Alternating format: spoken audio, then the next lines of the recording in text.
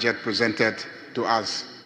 I mean, it will be recalled that because of the elections and the time when ministers were sworn in, the budget itself did not come at the time that it normally would have come to this House for approval. The budget came much, much later than normally would have been the case, and therefore it is understandable if in June it is still not ready for us to present the mid-year budget. Thank you. Yes, Honorable Minority Chief Whip.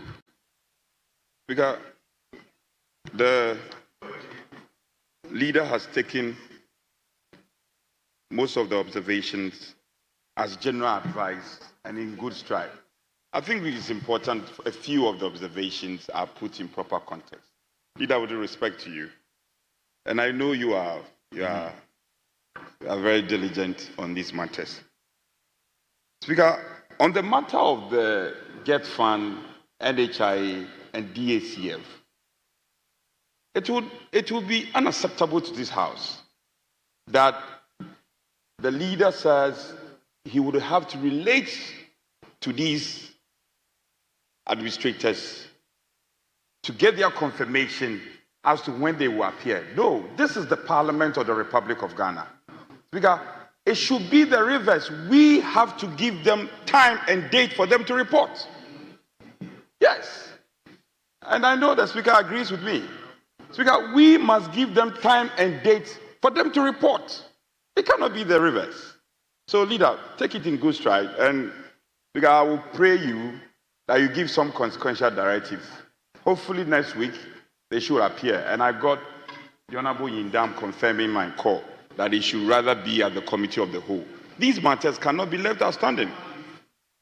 Again, Speaker, on the matter on directives given by the First Deputy when he presided, and I reference votes and proceedings for Monday, 24th March.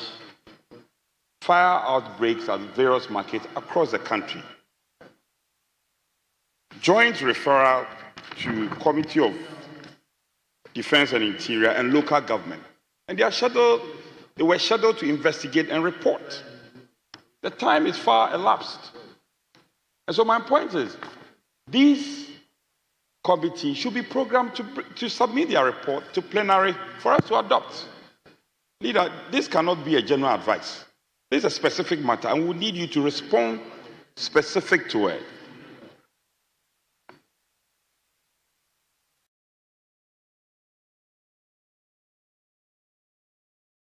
The mining lease agreement, Leader, I beg you have to respond to that one. These are very important matters that cannot be muffled by the many and the plethora of matters raised. So, Speaker, may I pray you that the leader should respond specific to these matters. Maybe let me give you a summary. DACF, on the fact that we will not be at their beck and call. They must respect time given by Parliament. Leader, you agree with me on that score? That's the first one. Second one, mining lease agreement. Third one, the referral by the Second Deputy Speaker that the joint referral, local government, HAY. You have to program them. Leader, you have to program them to take the report.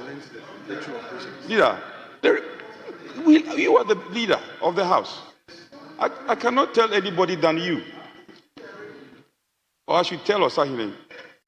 Honourable Member, if referral is made to a committee, is it the responsibility of the business committee to program that particular item before the committee to whom a referral is made present a report to be laid on the floor of Parliament?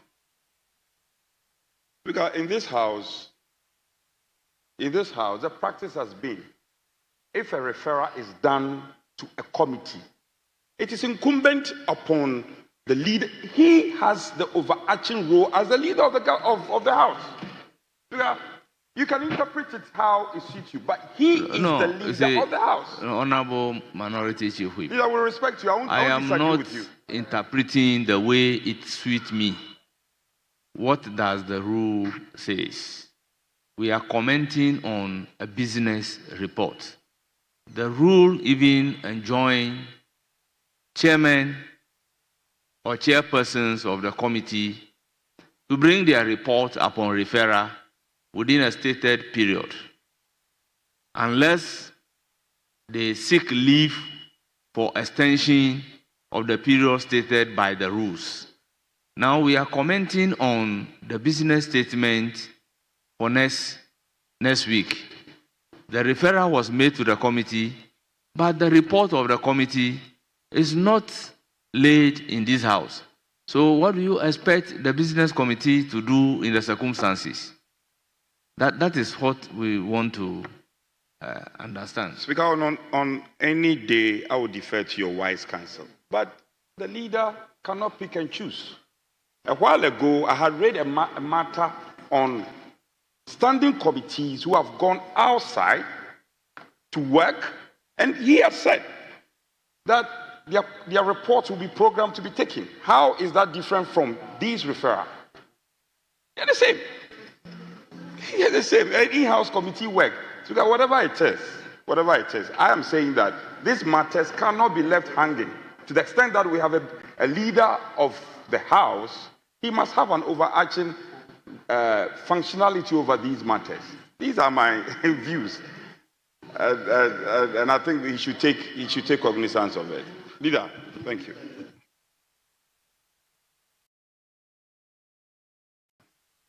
Yes, honorable member. Let's add this, then you can take it. Thank you very much, Mr. Speaker, for this opportunity.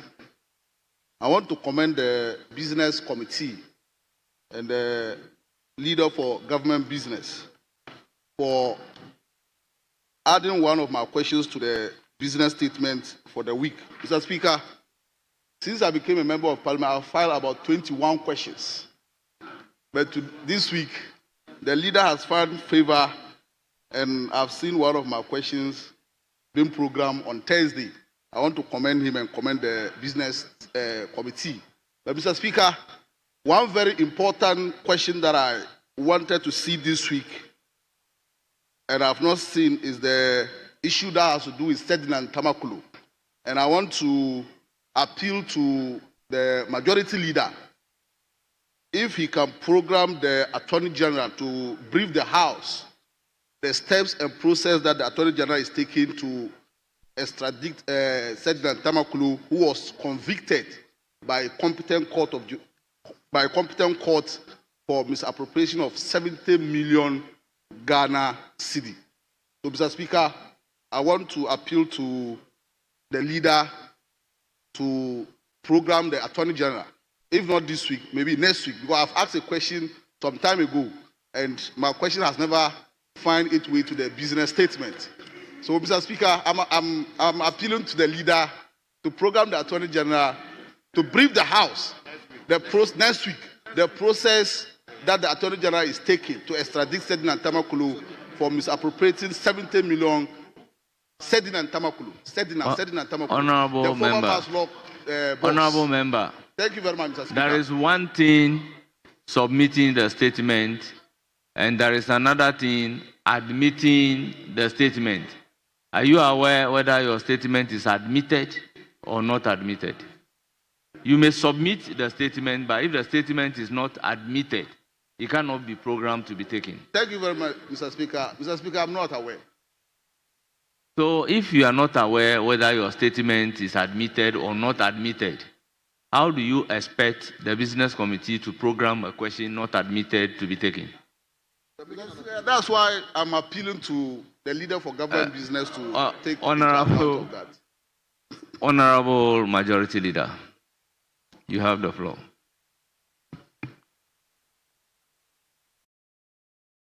Thank you. Very well. I can. Right, Honorable Speaker.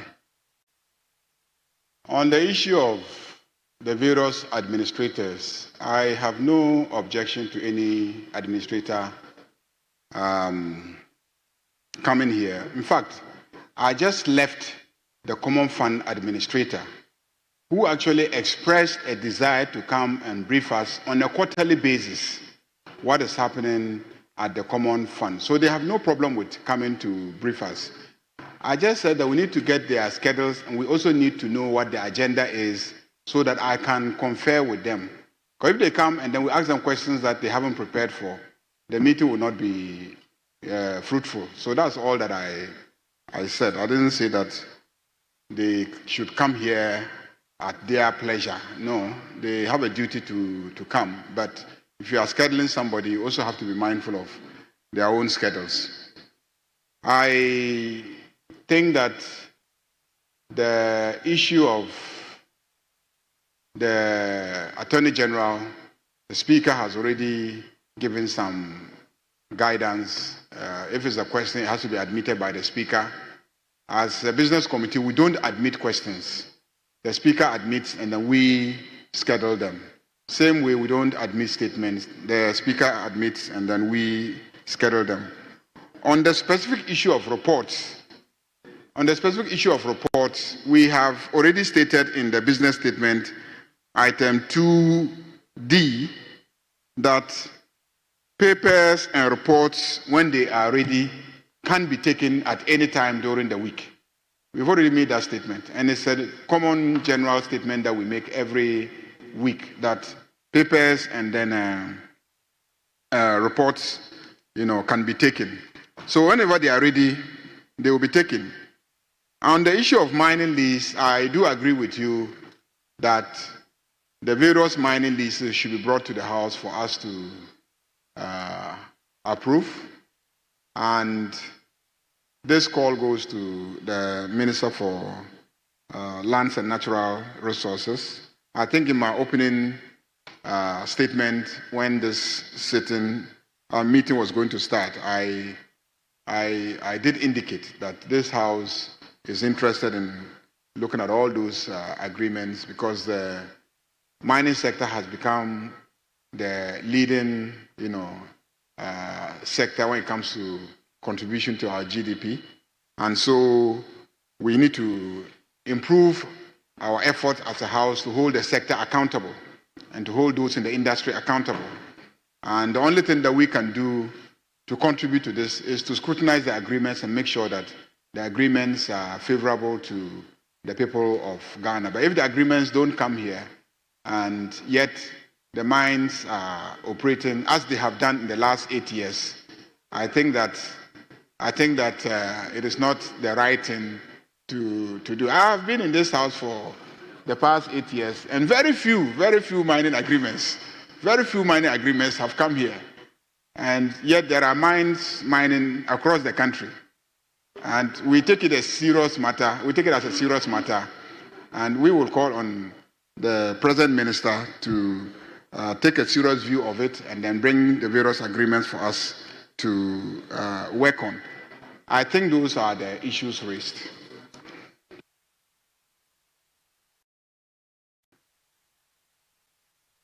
Yes, Minority Leader. Thank you, Mr. Speaker. Mr. Speaker, I take this opportunity to also thank the Leader of the House for presenting the business for the ensuing week.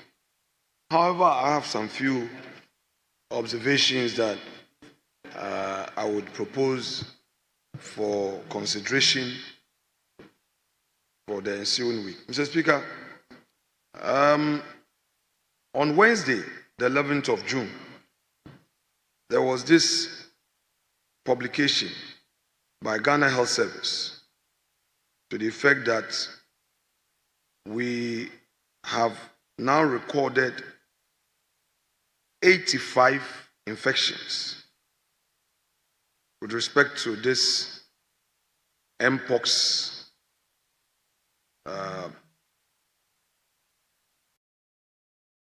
disease. And according to them, there was an earlier reported case of 34. and these were reported across 10 regions.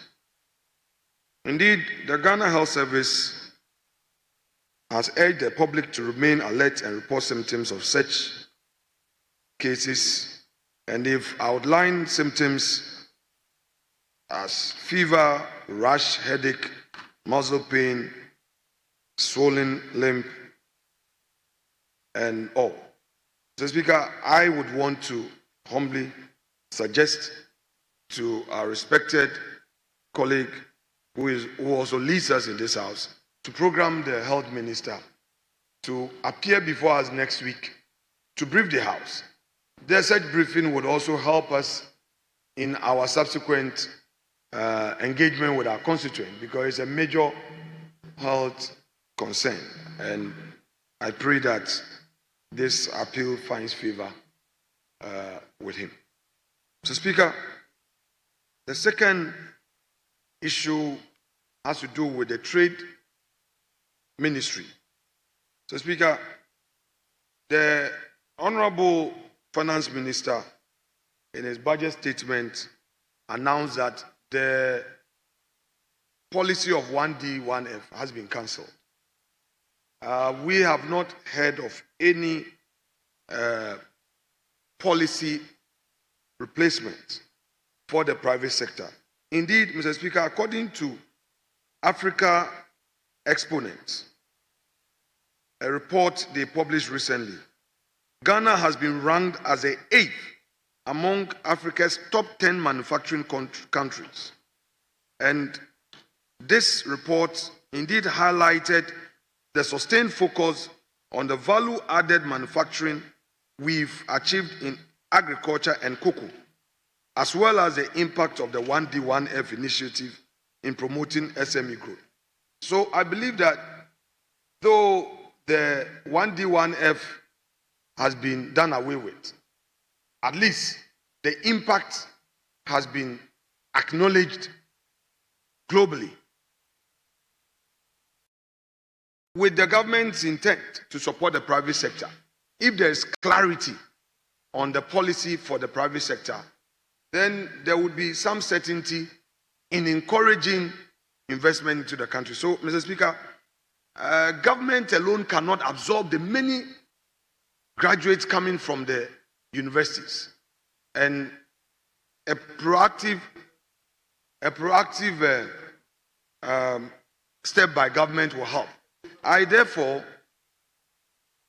would want to urge Majority Leader to program our colleague, the Trade Minister, to come provide clarity on alternative policies government has introduced or is introducing for the private sector, just to encourage investment in our economy. Mr. Speaker, I shall have a last point also for the day. Mr. Speaker, the Honorable Minister for Energy and Green Transition or what's the other one? Very well. Minister of Energy. I want to get the full rendition. And Green Transition. Very well. I wanted to be sure. Mr. Speaker, our respected colleague who is the Minister for Energy and Green Transition recently announced in Parliament that his ministry is going to undertake some major reforms at ECG. Mr. Speaker, for me, having served as the chair of that institution for some few months, it comes as a good news, because oftentimes costs is offloaded to consumers or users of power. And we know of major inefficiencies in that field. Announcement was made in respect of the loss reduction program, and he talked about it, that the loss reduction program is going to be pursued vigorously. I again would appreciate if the minister is programmed to update this House on this very important matter. Mr. Speaker, when it comes to the power sector, we cannot treat it as MPP NDC affair. And I say so with a lot of passion. Many people use the power that we pay without paying. I came across a report, and it was alarming that about 30% or even less of Ghanaians, households and industry pay for the power we consume. Yet, we often play politics with the issue. When the burden is on central government, then we reduce it to partisan politics. I think that the time has come for us to support the position taken by the minister. And the only place to give an update is this House. After all, he came to make this announcement before us that he's going to pursue certain measures to help deal with those who are not paying power for electricity, and that would mean tariffs should go up. Recently, we heard of the 14% tariff adjustment, upward adjustment, 14%, and on top of it, government was compelled to now come with a doomsday levy of 14 cedi 50 pesos per gallon. And the main rationale was to get enough money to support the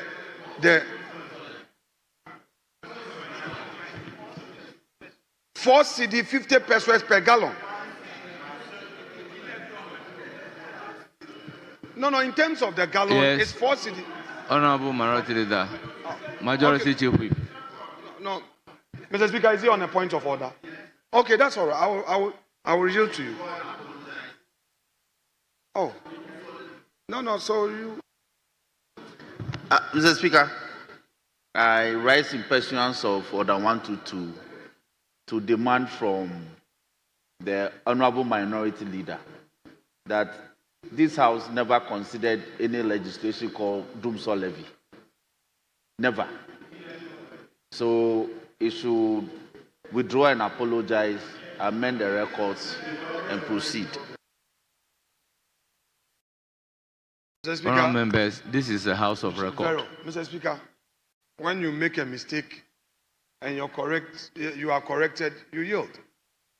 Yes, indeed, for the records, I was referring to the energy recovery levy government introduced. But on the street, the people say doomsday levy. But I'm not, Mr. Speaker, I'm constrained. I would use appropriate terminology. I'm sorry about that.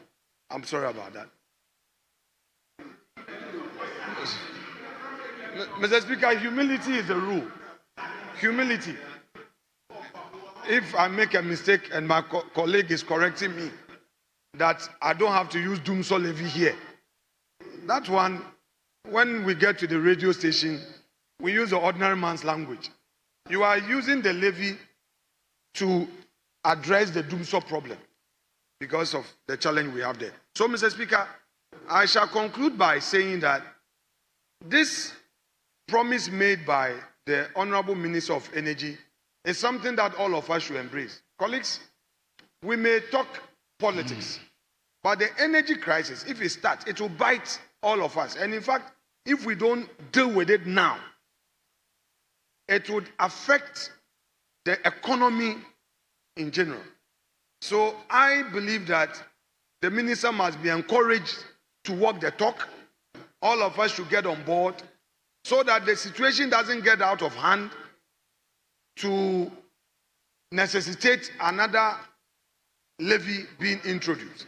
Mr. Speaker, that is all I have on this rising. Thank you so much. Yes, Majority Leader and Chairman for Business Committee. Mr. Speaker,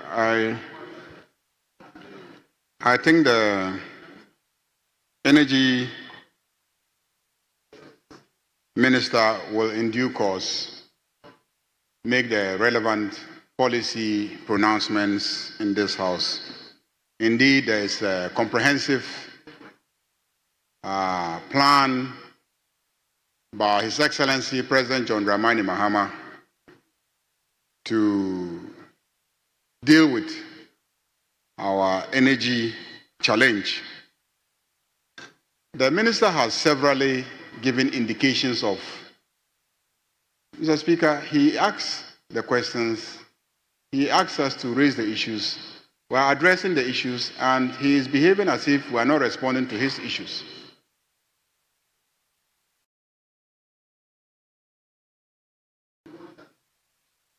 You ask questions, and then we are trying to address your questions. Yes. Mr. Speaker, I said the Energy Minister will in due course be here, but several of the policies have already been put out there. One of them, of course, and I think he's mentioned it in this House, is the effort to move towards the use of gas instead of diesel to power our plants. And the idea is that gas is far, far cheaper. And so we are going to construct a second gas plant, which will, I believe, double our gas processing capacity in the country.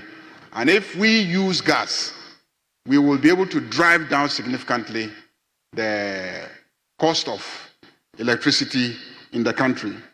And on the issue of the efficiencies, the minister has already said in this House that the distribution sector is going to be privatized.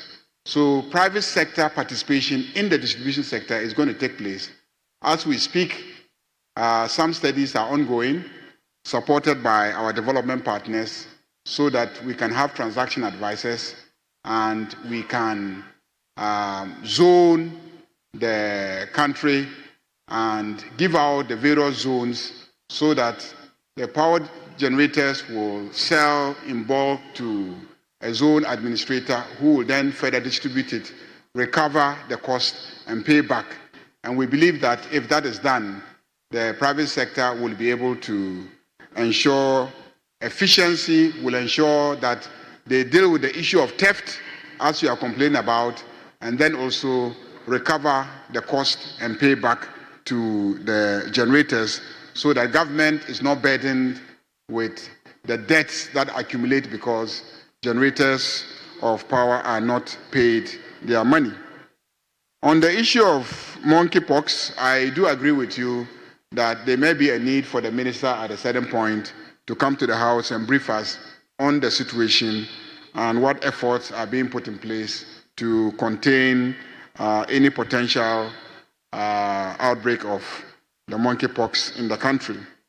On the issue of 1D, 1F, let me indicate that the government is working very hard to ensure industrialization, and all the effort that we are putting into stabilizing the currency and all those are aimed at also boosting the private sector, because when the micro is stable, it does help industry, it does ensure predictability, and the private sector can get a lot of money from the banking sector if government is not taking away all the money.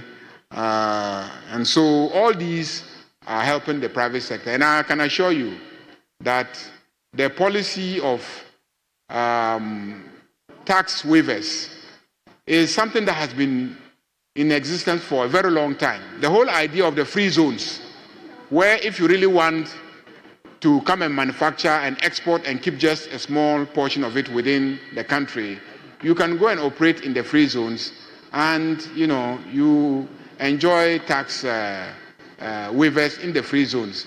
If you want to operate outside the free zones, you will have to make a case for a tax waiver. And the policy has always been that government should take equity in the business, or government should have an arrangement with you where in future you actually pay back whatever is waived for you now to enable you to set up and operate. And so the policies are there. It's not as if there's no alternative policy. And I have still not seen a report that establishes that the current level of industrialization is as a result of the 1D, 1F policy. Because I also know that many of the factories and companies that were captured as 1D, 1F beneficiaries were already existing factories in this country. I haven't seen many that came into existence because of 1D, 1F. So let us go back and do the studies and establish exactly the impact of 1D, 1F in assisting established new factories. As for taking advantage of 1D, 1F, I believe many existing factories did take advantage of 1D, 1F. Mr. Speaker, I think those are the issues that the minority leader has raised, but I believe that ministers can be programmed to come and then speak to those matters.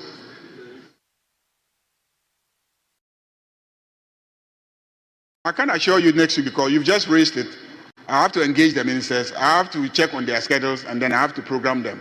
But I think that it is something that they can come and brief us on. Honourable members, the business statement as presented is hereby adopted. So, Speaker, if you may indulge me, I had made pleadings to you on you giving consequential directives on the administrator of DSCF, Get Fund, NHI. Yes, leader, you did explain. I'm saying, Speaker, that we should give them timelines. Speaker, it's important. We can't be at their beck and call. Parliament should give them a date for them to report. Speaker, they should report as a committee of the whole. Next week, Tuesday, it could be done.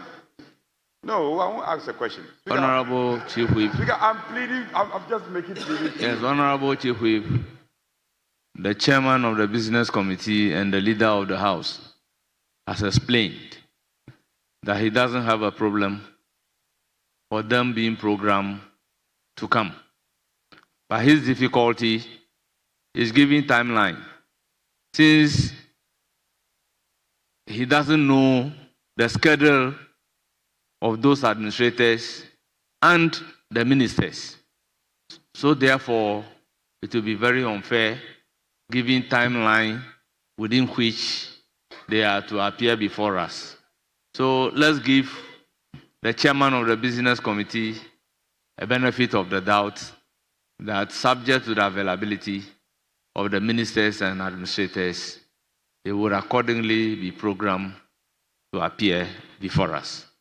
Therefore, the business statement as presented by the chairman of the committee and the leader of the House is accordingly adopted. Honourable members, let me acknowledge the presence of student visitors to Parliament.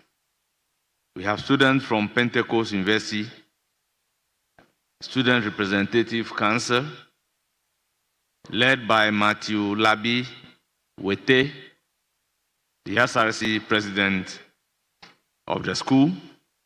They are from Anya Suotum. They are 10 in numbers. We also have University of Science and Kwame Nkrumah University of Science and Technology Student Parliament, led by Emmanuel Techi, the first Deputy Speaker, my counterpart of the Student Parliament. They are from Oforikrum. They numbered 69. You are all welcome, and I wish you a fruitful visit to Parliament of Ghana. Thank you for coming.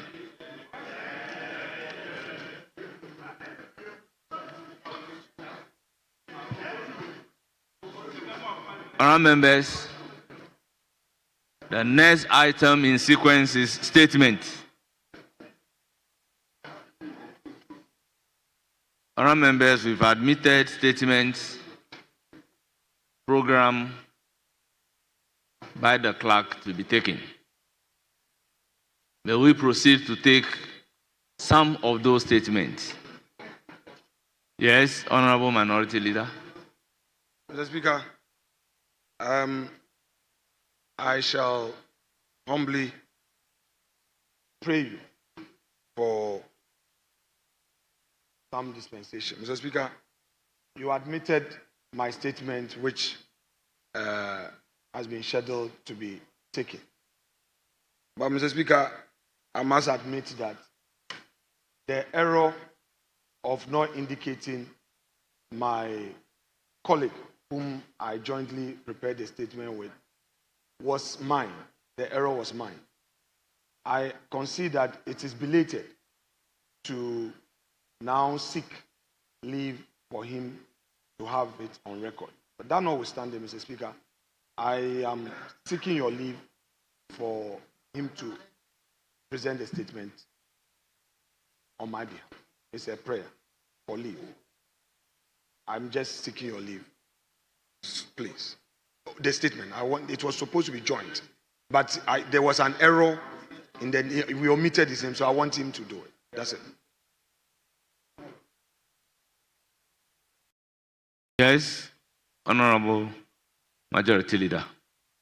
Yeah, Mr. Speaker, I just want to crave your indulgence. Yesterday, which one? It's not an issue. Yes, it's not an issue. No, it's not an issue. Mr. Speaker,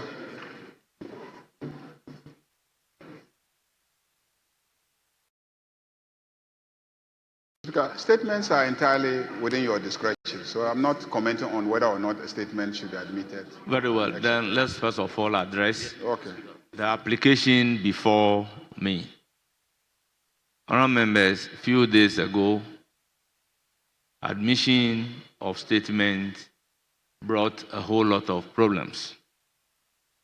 For me, I believed in procedure, and it is trite learning that when a procedure is set down for a right to be exercised, it is that procedure that will have to be followed in exercising the rights. The rules are very clear as to how statements are supposed to be admitted, programmed, and taken on the floor of the House. I cannot receive one statement based on certain texts and be told on the floor of Parliament and be given another statement that new statement should be allowed to be read without an opportunity to cross-check whether the terms of the new statement is the same as the one admitted.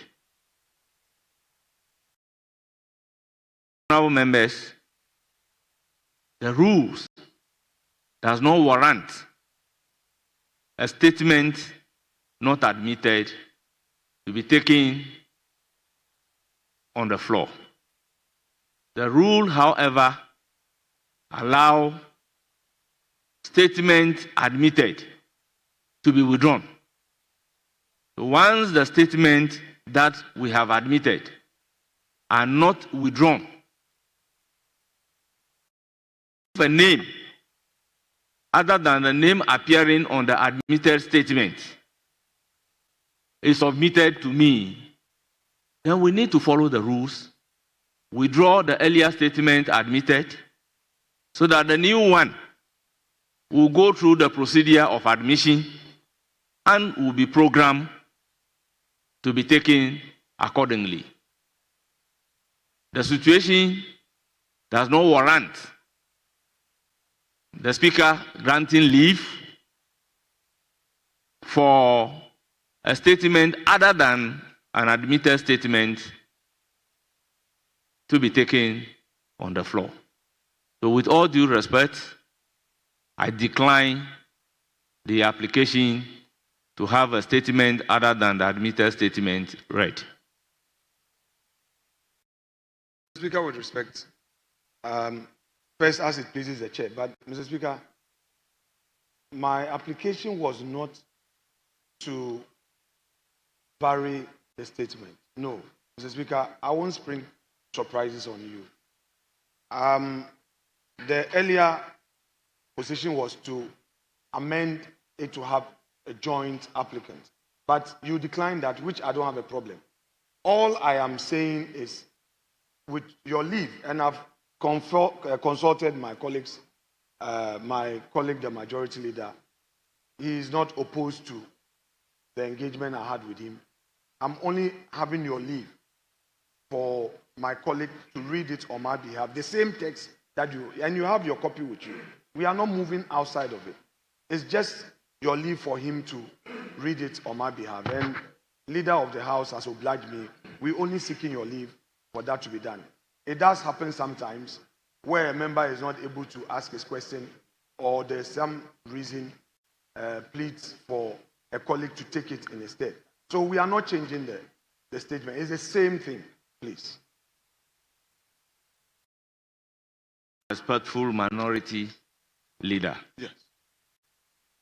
Under what rules will I admit statement in the name of Osahin Alexander Kwamina Afanyo-Markins only to allow that statement to be read by another person?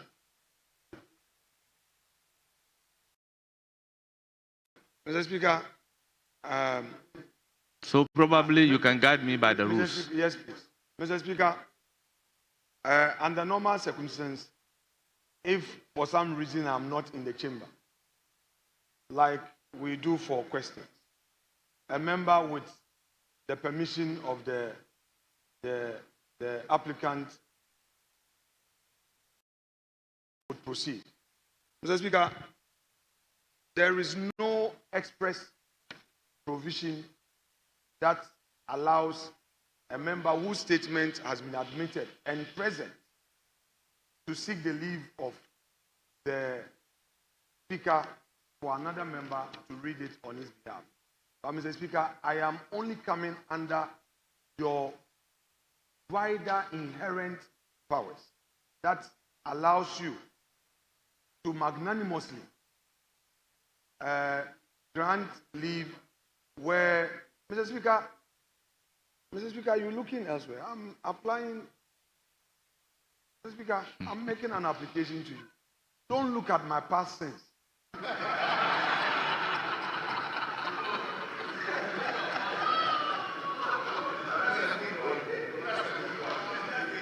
Mr. Speaker, if you look at the sins of the lawyers at the bar, you refuse all their bail applications. Mr. Speaker, lawyers are like that. When they are holding the stronger part of the stick, you know the way they behave. But when the application is very lean and they come on bended knees, you don't look at their past sins. You, Mr. Speaker, forgive me of my past sins. Mr. Speaker. You see, Mr. Speaker, Honorable, you see, yes, Honorable Minority Leader. Mr. Speaker, I say you're inherent. Mr. Yes. Speaker, don't drag. Yes, Mr. no. Speaker, when your son comes, I'm not dragging. Mr. Speaker, the last time, even the rules, Yes. you know, there was a little hitch. Yes. And then I came Yes. to your aid. Yes. You know, Mr. Speaker. That is so I'm why. just pleading. That is why I am also coming to your aid Mr. in I've these accepted. circumstances. Mr. Speaker, I've accepted. In the circumstances, in fact, if you look at Standing Order 88(3), it states that in the absence of the member, any other member so authorized may, with the prior permission of the Speaker, ask question. But if you come to statement under Order 93, no such expression appears. So in this house, probably my few years in the house, this is the first time I am going to be in the house. The maker of the statement is in the house. However, a leave will be granted to another member to read that particular statement. Speaker, Probably Mr. Speaker, it won't start Mr. with Speaker. my ruling. Mr. Speaker, So, Mr. Speaker, your bosom, Honorable Minority Leader, Mr. Speaker. I will proceed to give you the floor to read the statement on the city's Majority appreciation and Ghana's agriculture opportunity by the minority leader, Osahin Alexander Kwamina Afenyo-Makin. You have the floor. Yes, Majority Leader. Mr. Speaker, before you gave a ruling, if you notice, I was trying to get your attention, and you said you wanted to take a decision on the admissibility or otherwise of the statement. Mr. Speaker, yesterday your committee, the Health Committee, invited the Ghana Registered Nurses and Midwives Association to engage them on the issue of the ongoing strike at that time.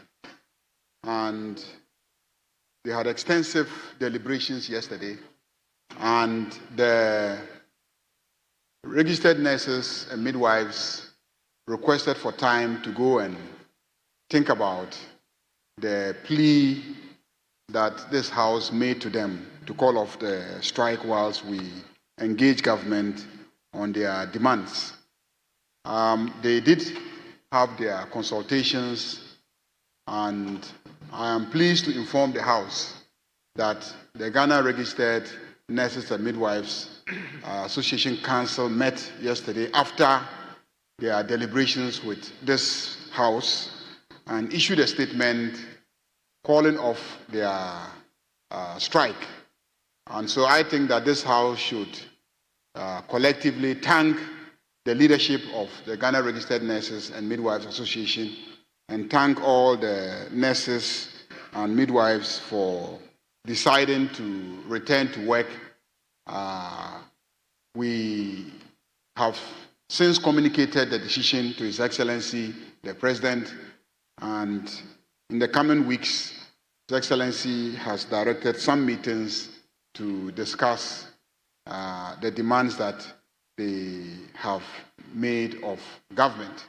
So I just thought to brief the House that indeed our intervention has yielded some fruits.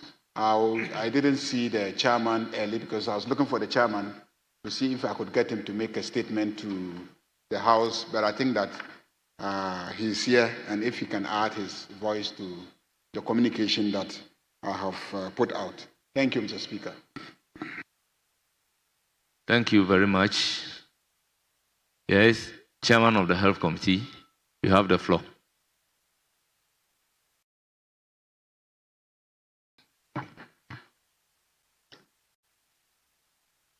Thank you very much, Right Honorable Speaker, for giving me the floor to contribute. Right Honorable Speaker, it is true we met the leadership of the Nurses Association yesterday. Present was the Minister of Health, the Deputy Minister of Finance, and Fair Wages. And above all, we had about 13 members of the committee present. And then we also had the leader of the House, the majority leader, who came to assist us broker a deal with the nurses. Indeed, they came with a whole booklet of allowances. And we made them to understand that we, the Health Committee, are their representatives. We also represent them like how they are representing the trade unions. The Health Committee represent the patients as well, and indeed represent all Ghanaians. And we are ready to speak on their behalf. And so we appeal to them that yes, we can do it, but it is difficult to speak to any authority when they are still on strike. And this, I believe, for 4 hours, we went up and down, discussed everything, The majority leader was involved. My ranking, Dr. Nana Ayu, were also moving up and down. We had a lot of labor experts among us. And thanks to God, thanks to the Almighty God, and to the good work of this House. I'm saying the good work of this House because we were able to postpone some of our statements, say that we don't make any statement that might jeopardize our ability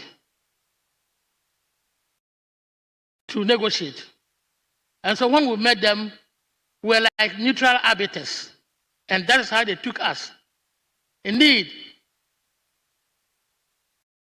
Honorable Speaker, they've understood the situation. They have understood that their allowances depend, the ability to satisfy them, so far as their allowances are concerned, also depends on the economy. And as a government, that is the NDC government, we are working very, very hard to improve the economy. Indeed, Ghanaians want schools. Ghanaians they want hospitals. Ghanaians, we need good roads. But above all,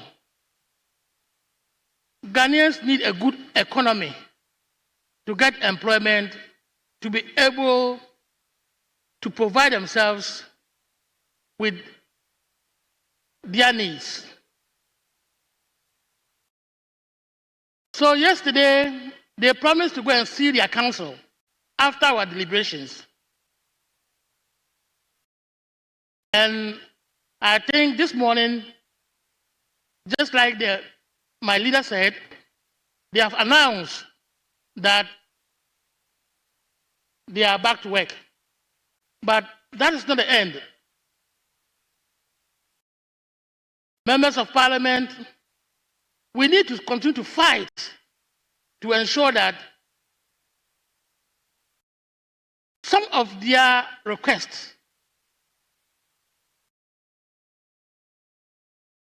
the executive arm of government will listen to them.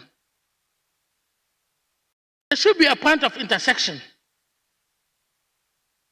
There should be a point of agreement. And so we have fixed another meeting on the 26th of June. But they are back to work. And I want to thank all of you here. I want to thank Almighty God for making this thing possible. Thank you. Thank you very much, Chairman of the Health Committee. Yes, Honorable Kojo Ponkruma. Mr. Speaker, thank you for the opportunity to comment briefly on the information that was relayed to the House by the Leader of the House, and that was also commented upon by the Chairman of the Health Committee. Mr. Speaker, I join in expressing thanks to our nurses and midwives for taking this decision to take a step back and to return to post. And if you read their statement, they go in detail to explain why they have decided to take a step back. As the situation was getting out of hand and there were reports of escalating numbers in the mortuaries, it was getting very scary. And so we are very grateful to them that though they have legitimate issues to raise, they have decided to take a step back, even as further engagements go on. Mr. Speaker, I also want to in particular commend Parliament. Parliament is often thought of as a house for debate and legislation and oversight. But it is refreshing to see that in turbulent times, when it appears sometimes that the traditional actors are having difficulties, Parliament also has the capacity to intervene and to create that safe space for negotiation and resolution of difficult matters. And I think it is a point we must note and perhaps even begin to grow more. People see us sometimes, very often, arguing and debating among ourselves and opposing each other. In previous times, we've had very unhealthy scenes even here in the chamber. But it is refreshing to see that in times of difficulty like this, Parliament can intervene and create that space that allows for some discussions and for people to pull back. And while at that, I want to commend the leaders of the Health Committee. The chairman, Mr. Chairman, has shown good leadership, and the ranking member, Honorable Ayu Afriye, shown very good leadership on this matter in helping to adopt a bipartisan position and to call both sides to consider the issues in a slightly different light. Mr. Speaker, as we make progress, we should also learn lessons. Maybe other colleagues will mention other lessons. One of the lessons I want to mention is the fact that when dealing in particular with the unions, especially for those of us in authority, we should be very circumspect. If you pay attention to some of the things that angered the nurses and midwives along the line, it included, among other things, attacks on them by persons who are perceived as political assigns of one party or the other. It included, among other things, suggestions to the effect that, well, if you don't do it, we'll find somebody else to do it. At least that's how some of them interpreted it. Mr. Speaker, it tells us that in times like this, we need to be very circumspect. On the minority side, our leadership equipped our team together to be fully supportive, and we'd like to commend leadership for that exercise and also commend our colleagues when they went into those meetings. They did not do otherwise. Now that they are going back to some deeper discussions, we hope that the fact that they are going back will not be used as an excuse to ignore all the concerns. They have legitimate concerns. They have been magnanimous. Let's also show good faith as a nation to them. I thank you, Mr. Speaker, for the opportunity. Thank you so much.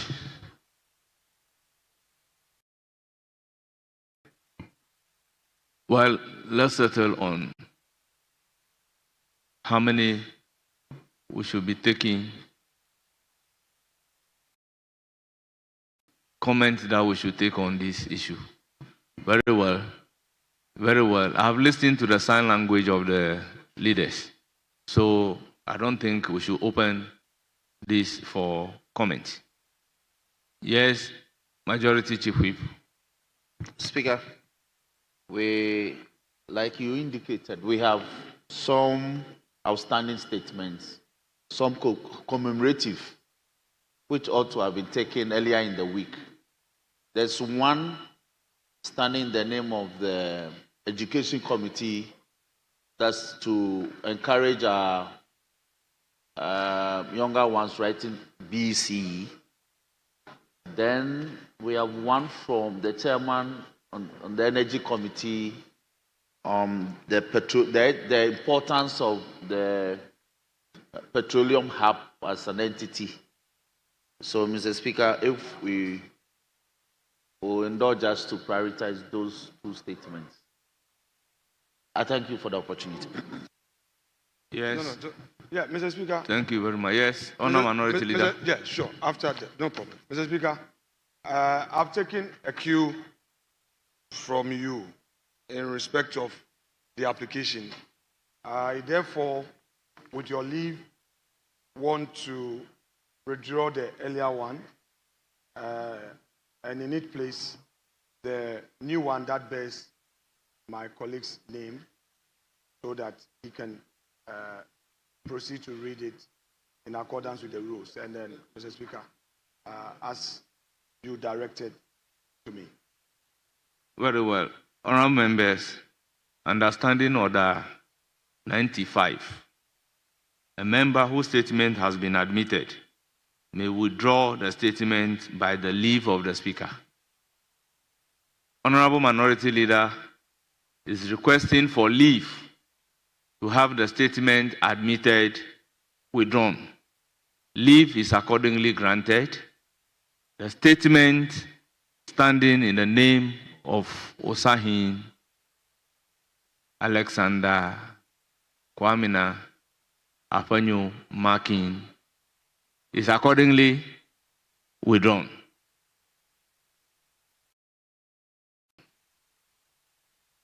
Mr. Speaker, yes. as directed per the communication received and your good counsel, the amended statement which you have previewed, but in the bears the name of my colleague, if it pleases you, you may grant him leave to enable him proceed to read. Honorable Minority Leader, with all due respect, as a textualist and a student of law who believes in the purposive approach, the new statement must now go through the process to be admitted and programmed to be taken. Mr. Speaker, we operate on the basis of trust. Mr. Speaker, whilst seated, I received a communication from our usual transmitters, and I did indicate that I do not want surprises. I was assured that there will be no surprises. Mr. Speaker, we operate here on the basis of trust. And if we go by a certain approach, then it means that trust will break down completely. Mr. Speaker, I received words of honor from a transmitter, and I relied on it. But if we're going to have surprises, Mr. Speaker, it becomes difficult for me. Because I had a firm understanding that... Honorable Minority Leader, it is indeed true. I told the clerk that once you have a statement and that statement is not withdrawn, I cannot even consider the new one that you have brought. So following the withdrawal of the old one, then the new one is due to be given consideration. And the rules are clear as to how we give Speaker, consideration Mr. Speaker, for the purpose of fairness, Mr. Speaker, to the... No, colleagues, please. Mr. Speaker, for the purpose of fairness, I asked her again and again that is it the communication from the Speaker that if this is done, he could have the opportunity to proceed now. He said, yes. Mr. Speaker, I didn't want to quote her on record. But Mr. Speaker, if it will be a problem, it's fine. Let's go by the status quo. Because I acted on the basis of the usual channels of communication which we all get on the floor. And I asked her again that I don't want surprises. Is it this? So Mr. Speaker said yes. If you do it, and then he will use his discretion to allow the young man to proceed. That is why I did what I did. And I did so in full trust. But if it will be a problem and you're going strictly by this, I don't have a problem to proceed. Because I engaged my colleagues, and at leadership, the understanding was that we would appeal to you to allow him to read, because it could happen to them someday. But, Mr. Speaker, if strictly you want to go by another approach, that wasn't an understanding I had. I wouldn't mind to resort to the status quo. But I feel that in the circumstance, I perhaps, yes.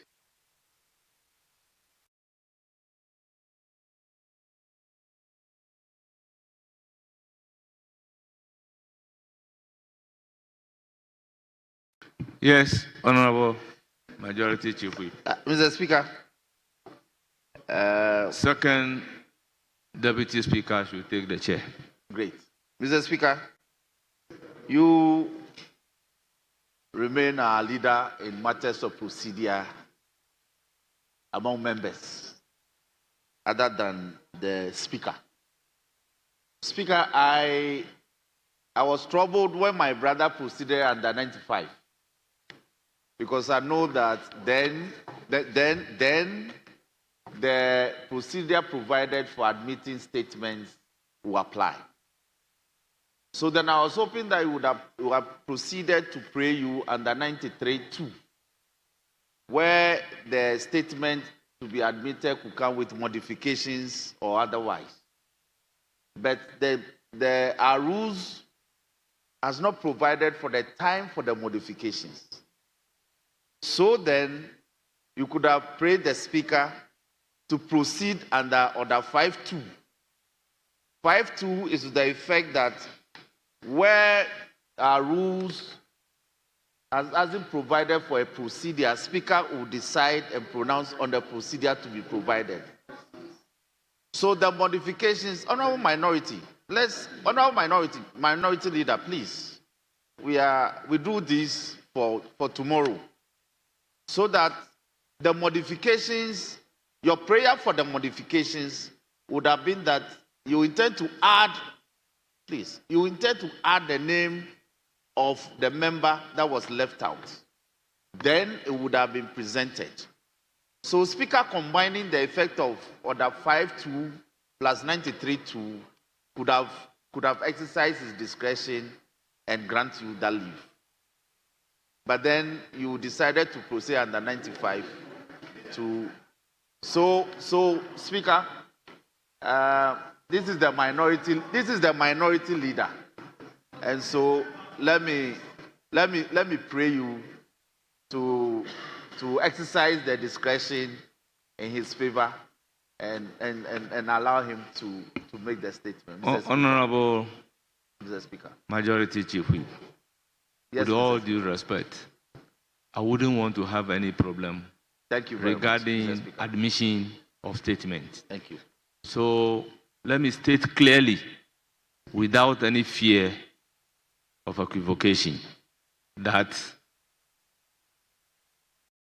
Bernard here for the first Deputy Speaker would not admit statements whilst presiding, because it will not enable me to read the statement and admit it with modification or without modification. So please, let us all follow the rules and then we'll do things accordingly. I don't think this is a matter that we should debate. If I am not operating within the rules, then point the rules to me that I am not operating within the rules. But I will resist every effort to persuade me to operate outside the rules. Mr. Speaker, please, I don't want to be misconstrued, but I want the records to be fair just for tomorrow. Mr. Speaker, when I made the application and you declined, I was going to proceed with your directive. The clerk at table came to me with a message from you. Mr. Speaker, I didn't want to go on this path because the clerk at table does not have an opportunity to speak for herself. Mr. Speaker, she came to me and told me that you have directed her to inform me to withdraw the statement and that you have read the one in the joint names of myself and my respected friend, and you would prefer to take that one. But I have to, you listen to me. Mr. Speaker, don't shake your head. Please, the person is here. I didn't come to you, but you transmitted something to her to me. And she said that you want it withdrawn so that you can take the new one. I asked her, this is what I said. I said, I don't want surprises. I said, I don't want surprises. Is that it? She repeated that. She said, Mr. Speaker says he would exercise his discretion to allow Honorable Dapar to make the statement now. It is upon that basis that I rose in good faith to proceed. Mr. Speaker, without breaking our shoulders, if that was not what you told her to inform me, then let me withdraw the application and proceed. If you say the door is shut too, no problem. But I acted based on what she said you are directed her to tell me to do. And we all learn from the bench. So if the chair is directing that go in this way and let me solve the problem, And I insist that, are you sure? She says, yes. I said, I don't want surprises. These were my words. I have colleagues who heard me, 2 senior colleagues here. I said, Ekwe, I don't want surprises. She said, oh, Mr. Speaker says he will use his discretion to allow him to do it now. And that's what I did. Now, after doing it, I am asked the question, so have you withdrawn? Then now you put my name for record. Then later says, you are not seized with the information in the new statement and that it will be later. Mr. Speaker, it's as if I've been led to hang myself. I will not do that. Mr. Speaker, for the sake of tomorrow, the lady is here. You may check from her. You may call her privately and ask her. Honourable members, can we make progress? We've also admitted another statement standing in the name of Honourable Emmanuel Kwesi Bejra, MP for Whole West constituency. Honourable member, you have the floor.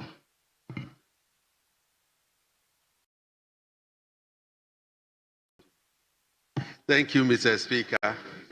Mr. Speaker, I'm grateful for the opportunity to make this important statement regarding the need for us to financially support the Petroleum Hub Development Corporation, PHDC, the organization spreading the Petroleum Hub project under the Ministry of Energy and Green Transition. I must say that this is a matter of national strategic importance. 1, if handled with the agency it deserves, has the potential to transform Ghana's energy sector, unlock billions in investment, and reposition our country as a regional industrial and commercial force in West Africa. Mr. Speaker, the Petroleum Hub project is one of the most ambitious industrialization initiatives in Ghana's history. Located in Jomoro municipality in the Western region, the hub will serve as an integrated zone for refinery, storage, distribution, trading, and petroleum chemical production. It is projected to attract over $60 billion in investment over time, while creating over 780,000 direct and indirect jobs, boosting export revenue, and enhancing Ghana's energy security and value chain development. Mr. Speaker, this is not merely an energy sector initiative.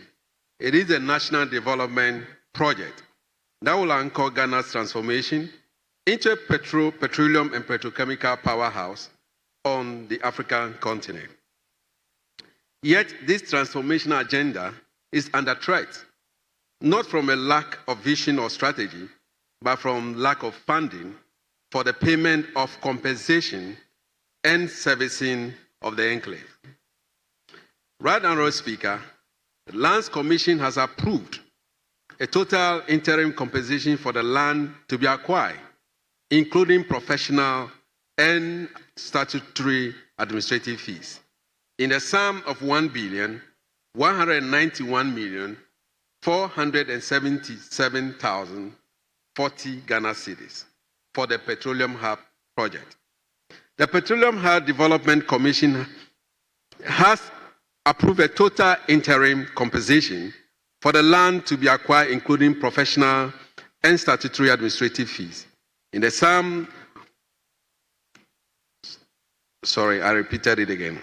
The Petroleum Hub Corporation, which is the head agency charged with planning, coordinating, and implementing this project, lacks a sustainable and reliable source of operational funding to execute its mandate.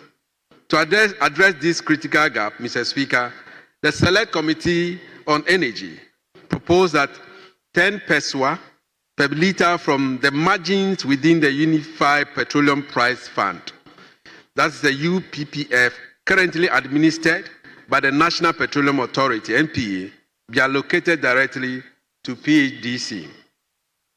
This funding will serve 3 vital purposes: sustain PADC's operation, enabling it to deliver on its core mandate without interruption.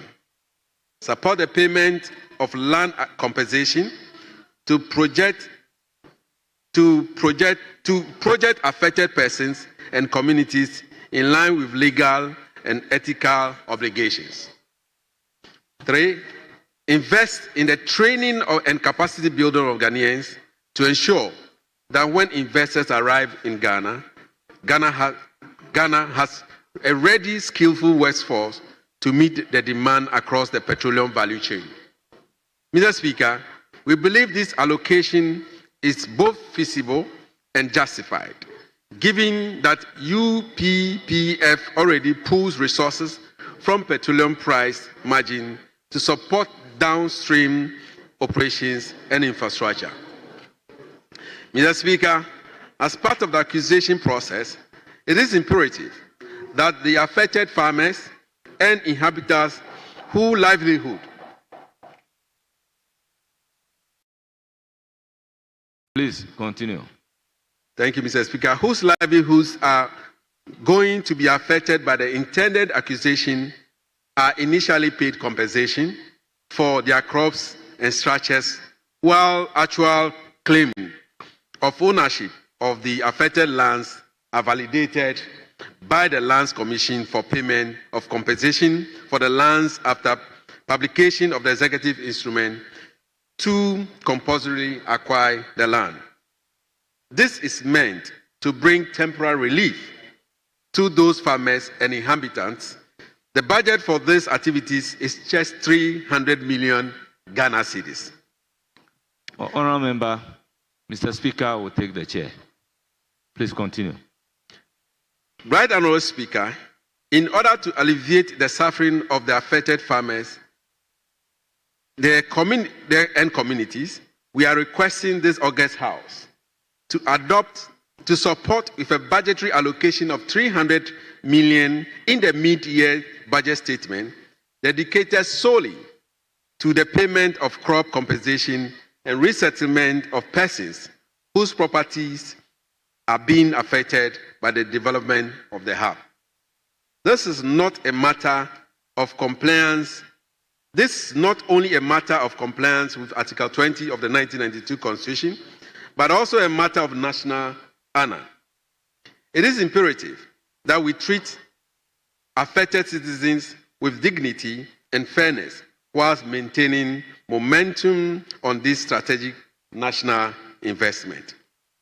Right, Honourable Speaker, this is where I respectfully call upon your distinguished leadership in accordance with your mandate to safeguard the national interest and promote the development agenda of this republic. I respectfully request that you issue an administrative fiat directing that the Honourable Minister of Energy and the Honourable Minister for Finance to act with urgency on the following. 1. Approve an implementation of allocation of 10 pesos from the UPPF funds margins to PHDC effective immediately. Ensure that a budgetary provision of 300 million is made in the mid-year budget review or upcoming appropriation act for the payment of land compensation related to the Petroleum Hub project. Mr. Speaker, the Petroleum Hub project is not just another infrastructure project. It is a national imperative, a generational legacy, and critical engine for economic transformation. It will place Ghana at the center of West Africa's energy future, deepen our industrial base, and create hundreds of thousands of jobs for our people. Let us not allow this vision to be stalled by preventively funding constraints. Let us act boldly and urgently to prevent the corporation which with the means to deliver on this national dream. I thank you, Mr. Speaker, for giving me the opportunity. Thank you.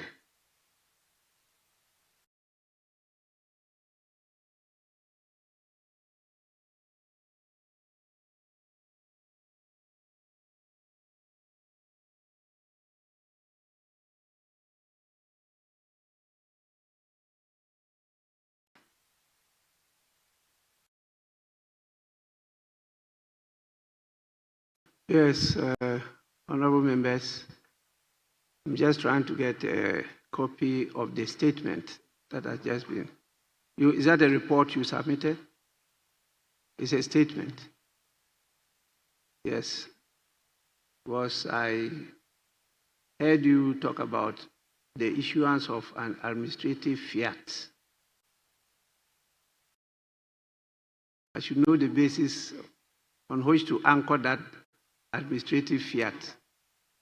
Yes, but I'll allow comments to be made on the statement, and you know the rules. Yes, Majority Chief Whip. Speaker, I'm happy. Happy that you are in the chair. Speaker, we have one other statement that has delayed sort of to encourage and wish our BEC candidates well. So if I may pray you that we take that one, then the comments can then be taken in respect of the Petroleum Hub one. Honorable members, what is your pleasure? You want to take the statements together and then you can come with the comments, or we do? I see nodding of heads and yes, is that the sense? Okay, so I permit the second statement to be taken now, and the statement stands in the name of Honorable Joseph Kuma. Honorable Joseph Kuma, the Member of Parliament for Kintampo North.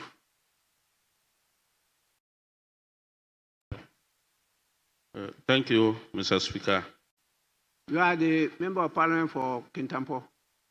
Kintampo North, Mr. Speaker. What is the meaning of Kintampo? Kintampo. Mr. Speaker, I'll be consulting you for the full meaning. Mr. Speaker, there are various assertions about the name of Kintampo. So I don't want to go for one side. So but I'll consult you. I know you know the history more than me. Thank you, Mr. Speaker. You may go on. Please go on with your statement. All right, thank you, Mr. Speaker. Mr. Speaker, thank you for the opportunity to make this statement on the already started 2025 Basic Education Certificate Examination, which the West Africa Examination Council, WAEC, has officially scheduled, which took place from Wednesday 11th June to Wednesday 18th June 2025, as they are still ongoing anyway. Mr. Speaker, data from WAEC indicates that a total of 603,228 candidates, comprising 306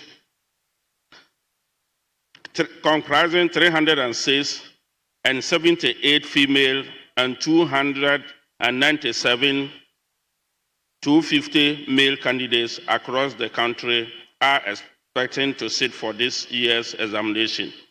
This is an increase in the 2024 entry number of 569,236 by 5.99%. Private candidates have a total entry of 1,661, which is 19.49% higher than the 2024 entry figure of 1,390 candidates. These remarkable figures reflect the determination of our young learners and the growing pursuit of educational advancement in Ghana. Mr. Speaker, it is, however, important to acknowledge the persistent challenges that many of these candidates face.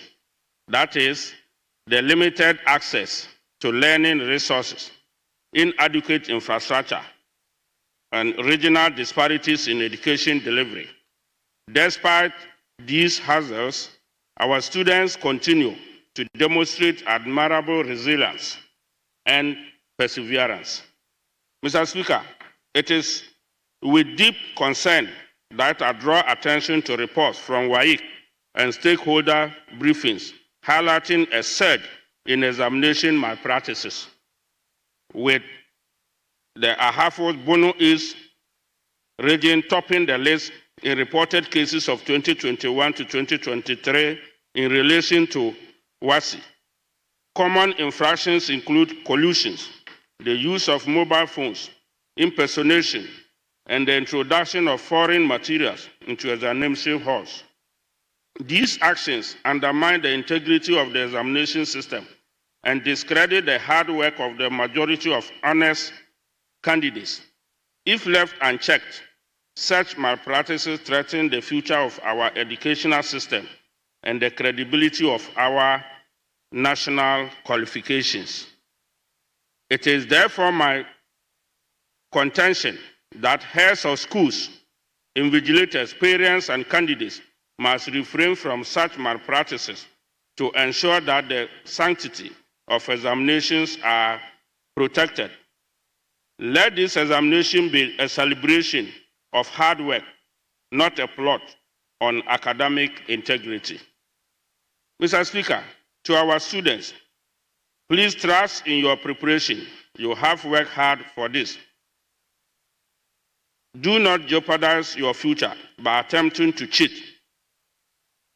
To school heads and invigilators, you have a duty to uphold fairness and discipline throughout the examination period.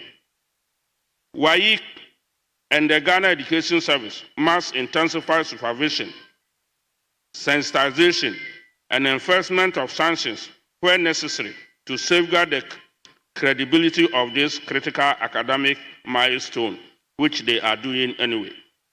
Mr. Speaker, education is not only a personal journey, it is constitutional right. Article 38(2) of the 1990 Constitution charges government to ensure access to free universal basic education. As such, this House must reaffirm its commitment to strengthening infrastructure and teaching resources, expanding training and ethical oversight for educators, investing in digital and inclusive education delivery, and improving student support systems, especially in the era of artificial intelligence. Mr. Speaker, as our sons and daughters prepare or are already writing this BC, let us rally behind them with encouragement and unwavering support. Let us also send strong messages that malpractice has no place in our examination halls. Their success is not only personal, it is building blocks in the foundation of Ghana's future. I wish all candidates the very best. May your efforts be rewarded with success, and may you continue to raise the honesty, determination, and excellence. Mr. Speaker, I am extremely grateful for this opportunity. Thank you very much. Honorable members, can we now take the comments from those who are interested in doing so? How many do we agree to take? Well, we have two statements, so yes.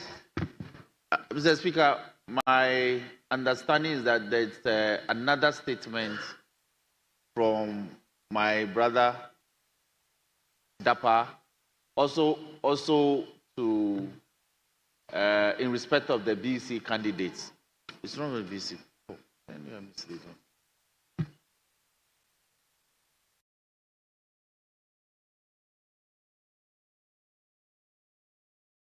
it's in respect of what?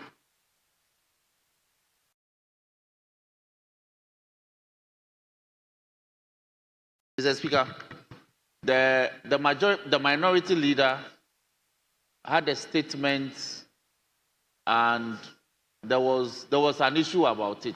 So I want to urge him to make that prayer before. So before we do that, please. Before we do that, Mr. Speaker, may I urge you that we take the comments on those that have been read so that we can deal with the outstanding statement.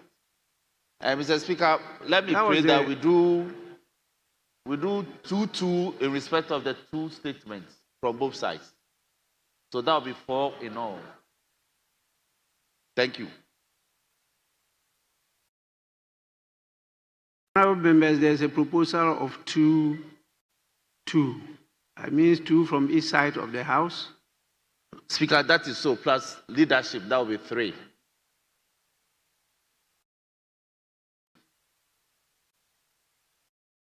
Yes, so since the statement came from the member from Kintampo, can we hear from this side? Mr. Speaker, with respect, we are fine. They can take the 2 from. We take comments from this side too. Yeah, 2. Yes. That is on Kintampo, and then the first statement made by Honourable Bejira. Bejira on the Petroleum hub. That one to 2-2 or 2. That is so. All that right. Is so, Mr. Speaker. I have to recognize you. So yes. Please, let's go on. Yes, the man in honourable member in smoke. Yeah. Is that the Thank you, Mr. Speaker. Chair for Education?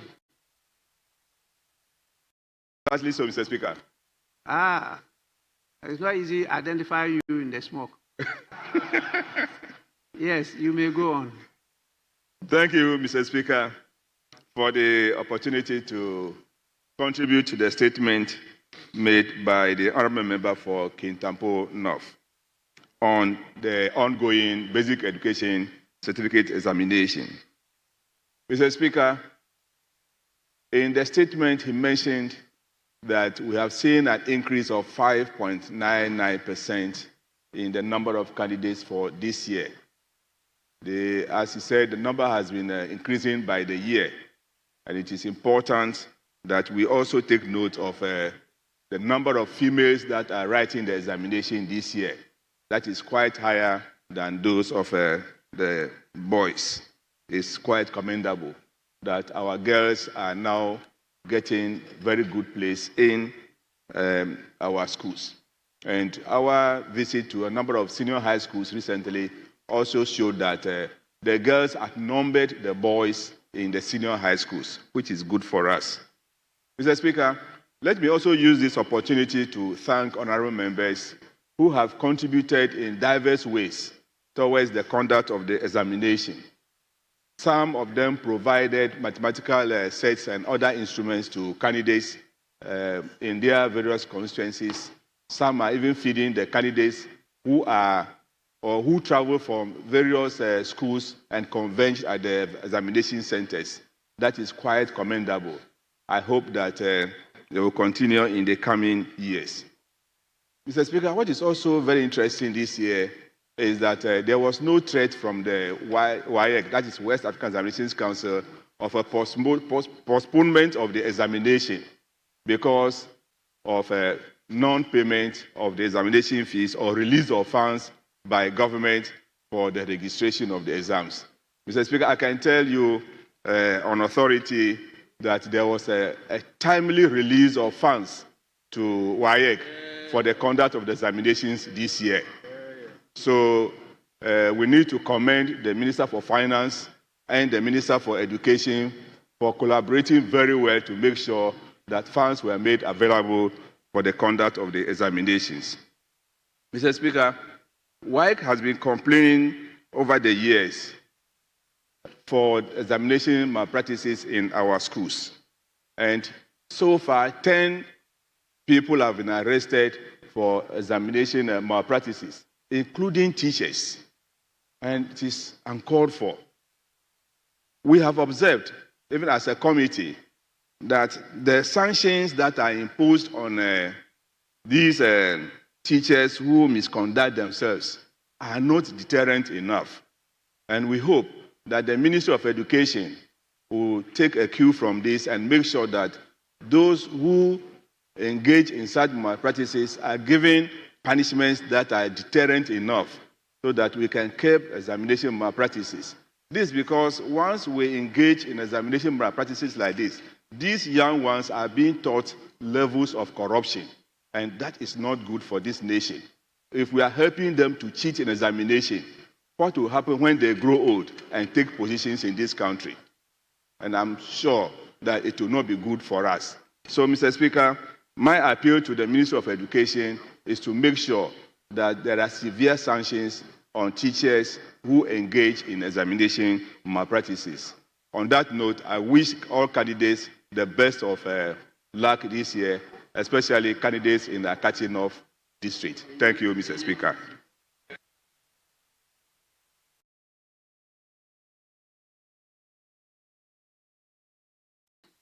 The gentleman in front stood up first.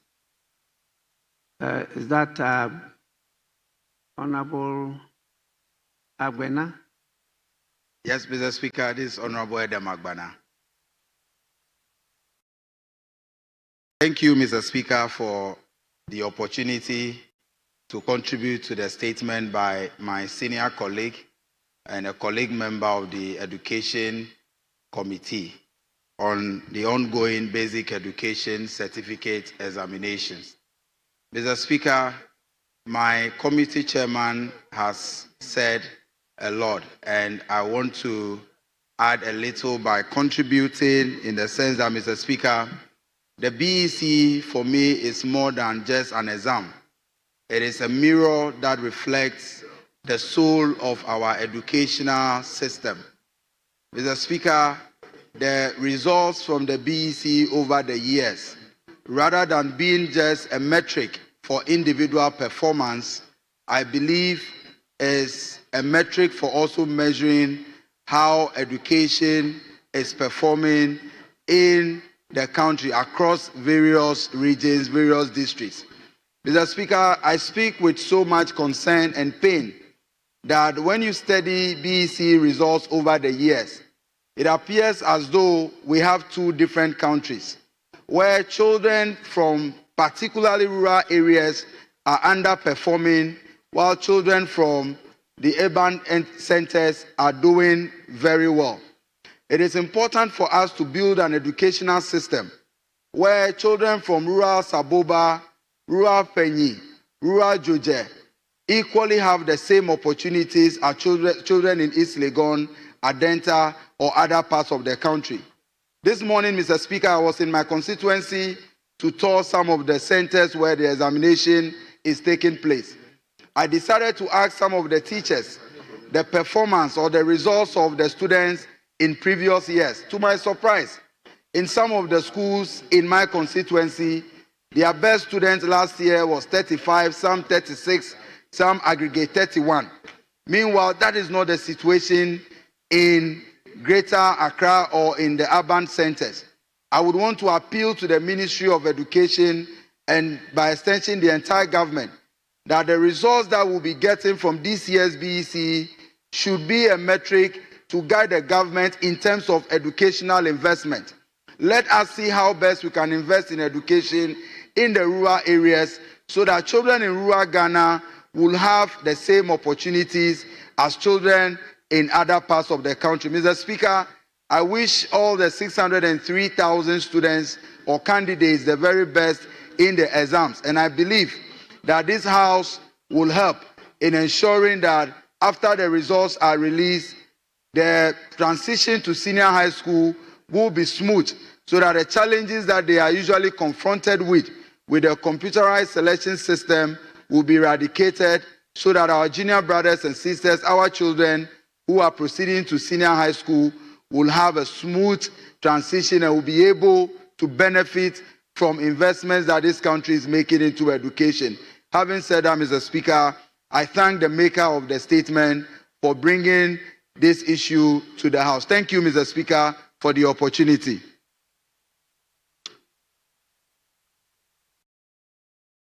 Yes.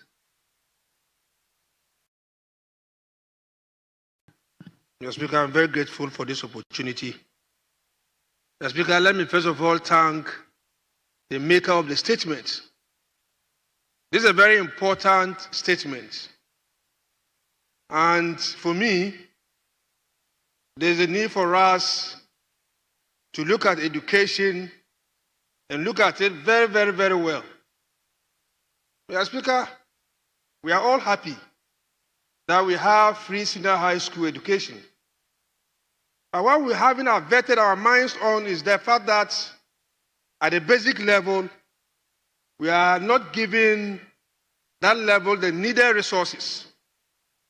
As we speak, you still have schools where the children sit outside to learn. And so if you don't give them the basics very well, when they get to the JHS level, it reflects. And this will also reflect in their performance when they sit for the BEC. So it is important to look at education in terms of ensuring that the basics are well fixed. If we fix the basics very well, it will reflect in their performance when they sit for the exams. Unfortunately, Mr. Speaker, we still have in this country where even furniture is a problem. I remember last year when the BEC exam was taking place in my constituency, it was difficult to even get furniture for them to be able to write the exams. Thank God we are making some effort this time to get them furniture. Mr. Speaker, I wrote the BEC in 1989. And in 1989, Mr. Speaker, it was difficult for me to get a mathematical set to be able to sit that exams. And that has given me some lessons. And so every year, I try as much as possible to provide a mathematical set for all those who sit for the BEC. One may think that it is not important, but the experience I had, I realized that it's important. And from my investigation, it is still difficult for some parents to get these mathematical sets for the children when they are sitting the BEC exams. And so let me congratulate and applaud my colleagues who have taken the pain to supply mathematical sets to students. Some have offered food, some have offered so many things. I think that there's a need for us to continue on that trend. Having said this, Mr. Speaker, once again, let me thank the maker of the statement, and that many of these statements should engage us, and that we should even go into our budget and find out the kind of allocations that we are making for the basic education, vis-a-vis what goes to the secondary education. With this, I thank you, Mr. Speaker. Yes, please. Thank you. Thank you, Mr. Speaker, for the opportunity to contribute to this very important statement made by my very good friend. Mr. Speaker, today we are celebrating our children writing the BEC examination. And when I cast my mind back to my constituency, for example, Mr. Speaker, there are many works that we must do to better the education system in this country. There are many infrastructure deficits that we have. Many educational infrastructure like school buildings that are left in many areas to rot. I remember when His Excellency John Dramani Maham, His Excellency Professor Ivan Satamels in the blessed memory, instituted a program called Eliminating Schools on the Tree. Mr. Speaker, as I speak to you now, there are many schools that were started under that program that are still under the mercy of the weather. Some of them are rotted to the extent that you cannot even build them again. You would have to demolish them and rebuild and so forth and so on. Mr. Speaker, in the rural areas, the schools are good. Students are getting best of education. But when you enter some of the rural sectors and you see schools that the children attend and the kind of infrastructure schools that we have, and also tutors, Mr. Speaker, you would, in as much as you are celebrating those in the rural sector that they are getting better education, they will be writing exams and will be getting good grades, Mr. Speaker. Those from the rural areas are suffering. Mr. Speaker, when it comes to teacher, distribution of tutors into the various schools, in my constituency, for example, you will see a whole primary school and JSS together, and you have about 3 tutors teaching from class 1 to JHS 3. I mean, how will a tutor be able to, educate children within that condition? It is my prayer and hope that the educational system, the Ministry of Education, would actually look at distributing more tutors into the various schools, especially in the rural areas. Mr. Speaker, one of the reasons why our young men are not in the examination hall as compared to our women, the young girls, is that most of them find themselves, unfortunately, rather in a very difficult situation where they go into galamsey, popularly known galamsey and all that. It is my prayer and hope that a year by now, considering His Excellency John Dramani Mahama's approach to these galamsey manners, many of them will be back to school, and then our boys will be back to school. Mr. Speaker, let me use this opportunity to thank you so much for the opportunity to make this statement, and to also wish our young children well, and to say that this examination is just the beginning of their life, but they have a better life ahead of them. Thank you, Mr. Speaker, and God bless you. Yes. Thank you very much, Mr. Speaker, for the opportunity to contribute to the statement.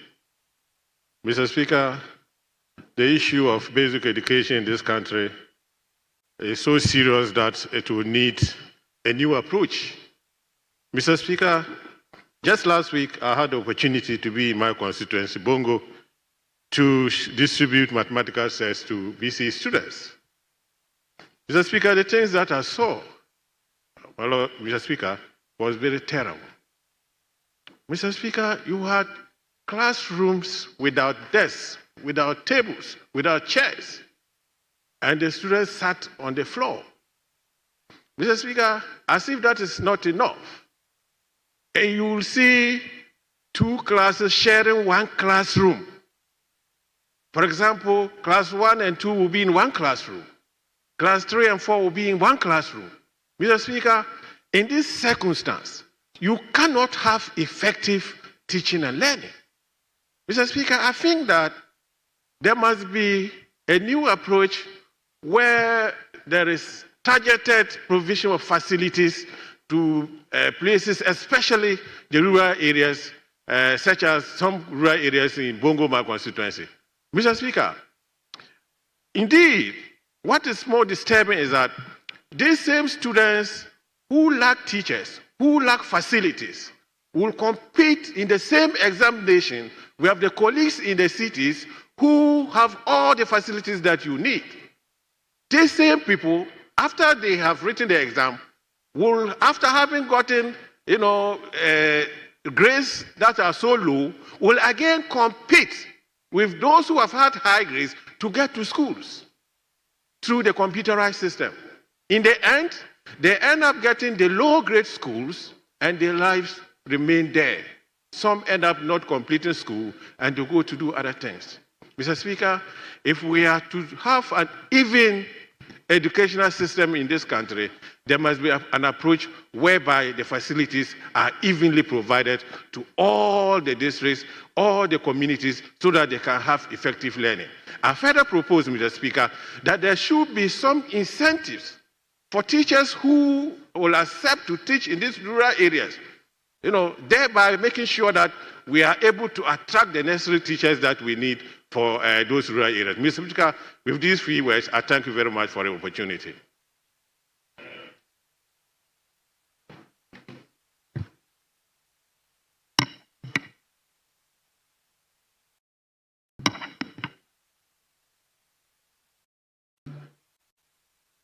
It's not coming. This one's ready.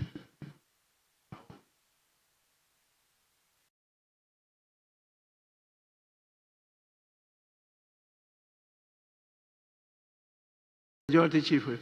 Mr. Speaker, I realize that thus far all the members are commenting on the education one, the BC one.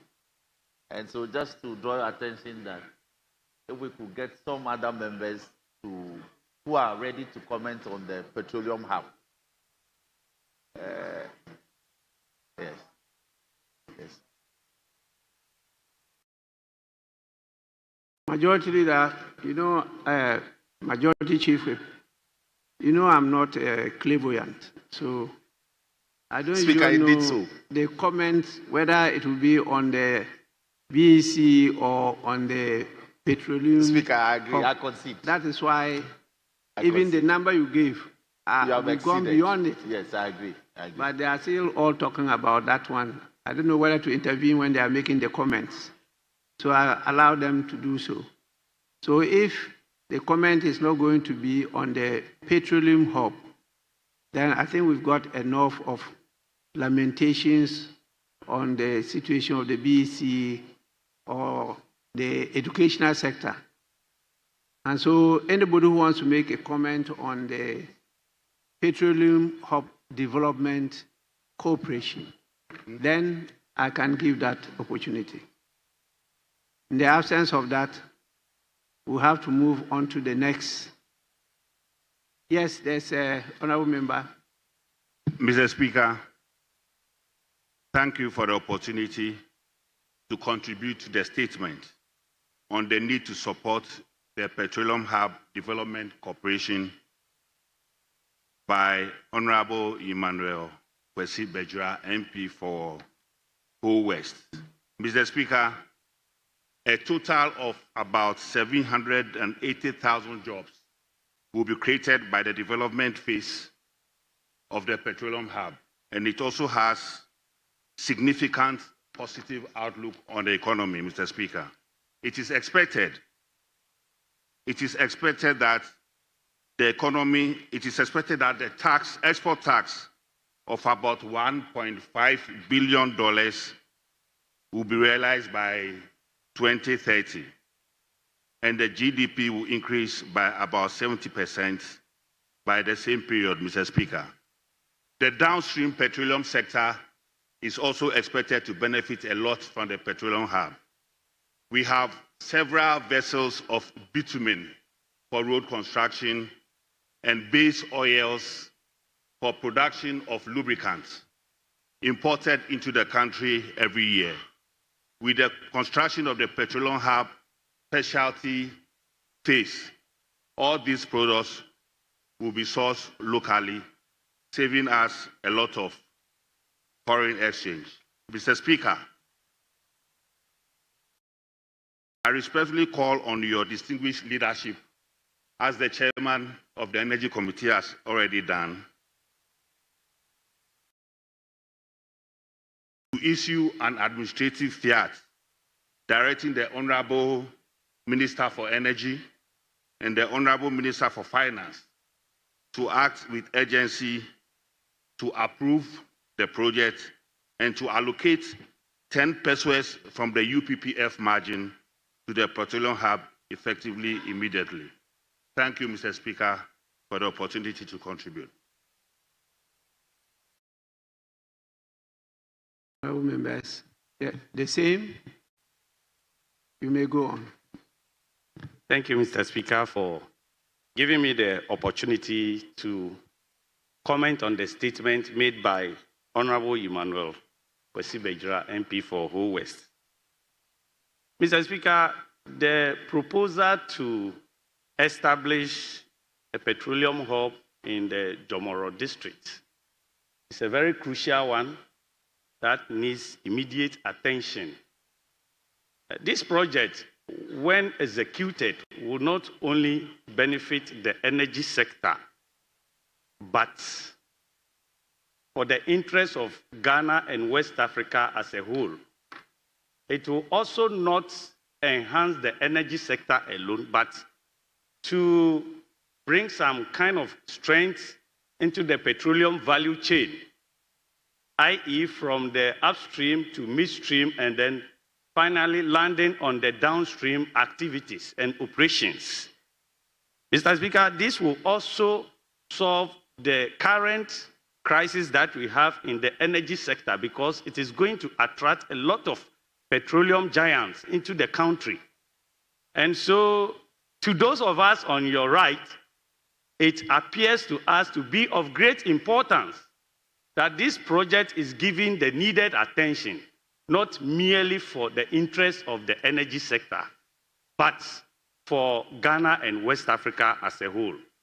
Having said this, I want to thank you again, Mr. Speaker, for your indulgence.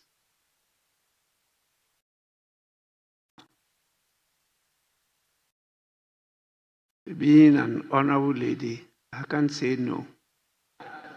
Yes, please. I want to hear your voice. Thank you, Right Honorable Speaker. I rise today in support of the statements made by Honorable Emmanuel Kwesi Bechra, NP for Whole West, on the issue of Petroleum Hub. Mr. Speaker, Petroleum Hub happens to be one of Ghana's baby that is suffering a lot. In recent times, we have seen other countries develop their petroleum hubs, especially when we take a clear look at Nigeria. Ghana, as we speak, can be one of the biggest petroleum hubs in the West Africa, but nothing is being done about it. Mr. Speaker, as we speak, the petroleum hub has acquired a large land at the Jomoro constituency, which amounts to 300 million cedis. They need help. They need funding to pay for compensations for the farmers and the inhabitants of that locality. Mr. Speaker, I believe that the Petroleum Hub is not a government project, but it is a project for all Ghanaians. I know that when this is established and instituted, the entire country is going to be liberated from the issues of energy. And this petroleum hub is also going to serve other neighboring countries.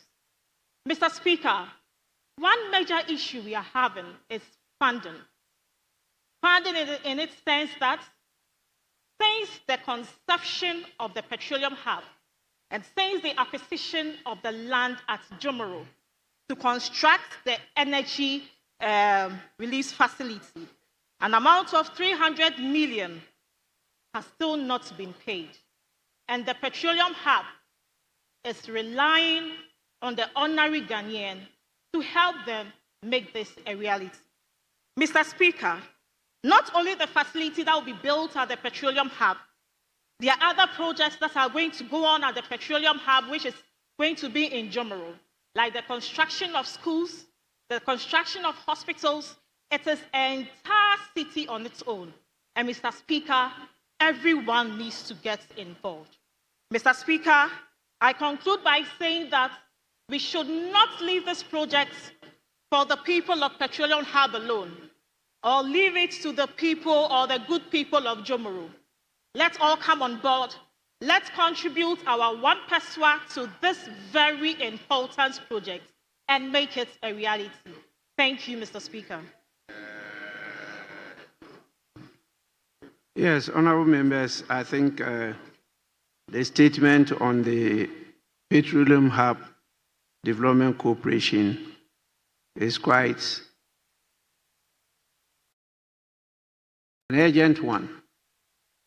There has been so much research into this area, and as far back as the time of His Excellency President J.A. Mills, the idea was taken. And in John Mahama 1, it was followed. His Excellency Nana Akufo-Addo went on with the same. And now we have His Excellency John Mahama 2 following up, which meant that the country as a whole has agreed that this is a strategic decision. And so it's something that members should focus on. And together we urge the Minister for Finance to work with the Minister for Energy to locate funding for the acquisition of the land, because that will show clear commitment of the country to developing that petroleum hub so that the private sector could come in. And you all know the effect of developing a petroleum hub, because we've seen one in Singapore and other countries. And so I want from the statement not issue an administrative fiat, because I don't have that authority or power to issue such a decree. But at least I can urge on the minister in his mid-year review to make provision for the payment of compensation to the landowners in the Jemura area. This is a critical decision, and I think that we should take it on to assist the country to surmount some of the challenges we have when it comes to national development. That is how far I can go, and I want to thank members for your comments, to the contributions, to the statements, and then we move on to the next one. I'm told that there's another statement.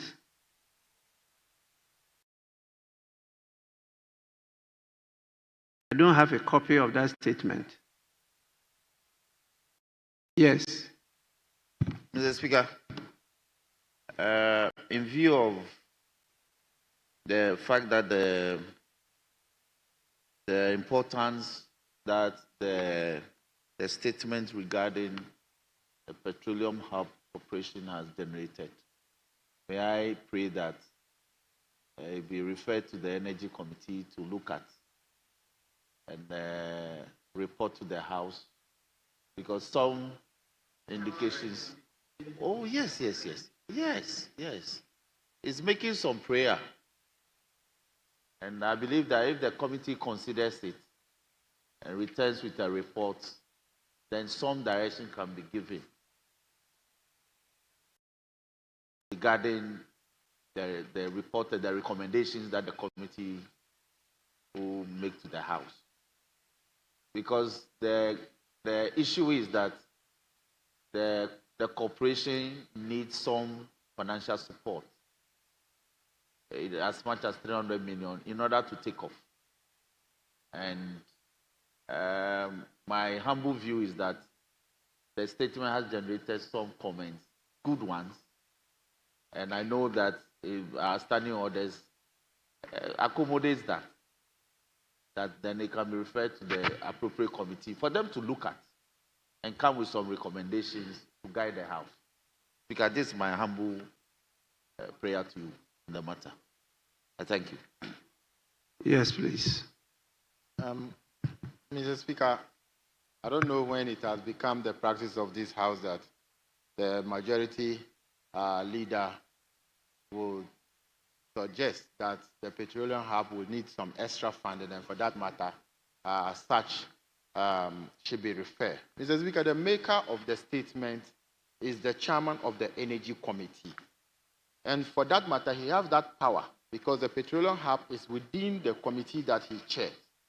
He is the chairman of the Energy Committee. So if he so thinks that there is something he needs to hear from the petroleum hub, either through an assistant or any form, he has that power within our standing orders as the chairman of the committee. But for him to make statements on the floor and the majority leader suggesting to your good office, I think the majority chief whip to suggest to your good self, Mr. Speaker, I don't think it is a good application, and for that matter, it should be rejected. If the Speaker, in his own wisdom, think that such should be done, then it can be accommodated. But it doesn't lie in the bosom of the majority chief whip to say so. And then the member who made that statement is the chairman of the Energy Committee. So his own statement should be referred back to him, Mr. Speaker. So I think that it should be rejected, and then the chairman know what to do. Yes, Majority Chief Whip. Speaker, with all due respect, I am struggling to appreciate the point made by the First Deputy Minority Whip. The chairman of the Energy Committee didn't make the statement on behalf of the committee. This is his personal statement. But I am saying that our rules permit it. I can refer you to it. That if in the opinion of the speaker, the statement is such that it deserves to be referred to the appropriate committee for consideration and report, that can be done. So my humble prayer to the speaker is to urge him to exercise that discretion in respect of this statement. So your call that my prayer should be declined has no basis at all. Speaker, I'm only praying you, if you find it favorable, Mr. Speaker, humbly, but to suggest that because the chairman of the Energy Committee made the statement, and after it's generated a lot of comments, favorable comments from members, same cannot be referred to the committee for them to consider a report is absolutely unfounded. Mr. Speaker, I thank you for the opportunity. Honorable members, my understanding of the rules and the purpose of the statement is for the maker of the statement to draw the attention of the House and the whole country to a strategic initiative by government. That is the first, and we've been told how critical this project is to the development of the nation. The second is for the issue the maker of the statement raised, that of funding, particularly the urgent one with regard to the acquisition of land. And he did call on me to issue an administrative fiat, which I said I didn't have that power, but at least I urged the minister to, in the media review, make provision, which I said I didn't have that power, but at least I urged the minister make of that company meantime. And later, if there's a need for us to go further, particularly as those put in charge of the project come out with other preparatory documents, then we could go to the second leg. And I'm aware that there was a workshop on this whole initiative where we all attended. I attended it.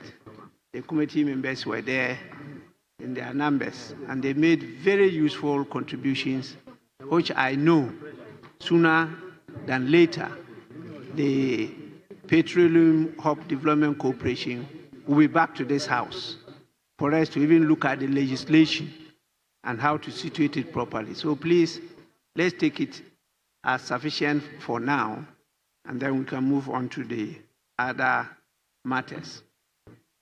I've been told that the statement that was referred to is the one headed Joint Statement on the city's appreciation and Ghana's agricultural opportunity. Is that the one?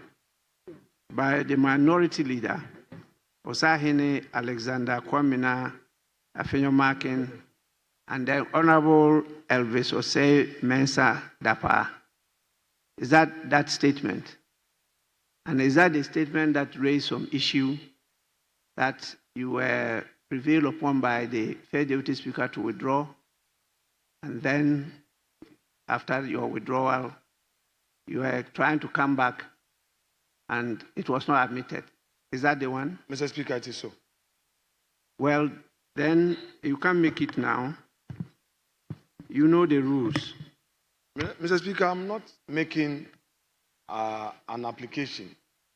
However, I had some indication from my colleagues opposite that in view of the nature of the statement and the fact that there was some communication received prior to the application, when you come in, they will make an appeal to you for your intervention to enable our colleague who has been waiting for 3 days to make the statement. Mr. Speaker, that was the understanding I had. I'm not making. Actually, I personally have not read Very the well, Mr. statement. Speaker. And I don't That was know understandable. why you people had the understanding that it should be withdrawn and resubmitted. And I don't know. So I'm not tempted to hazard Mr. Speaker, the situation.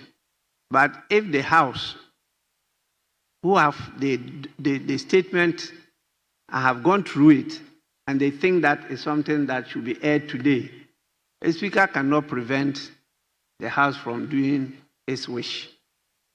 That definitely is not right for a Speaker to do. But if you think that there's a need for us to relook at it, we'll do so together.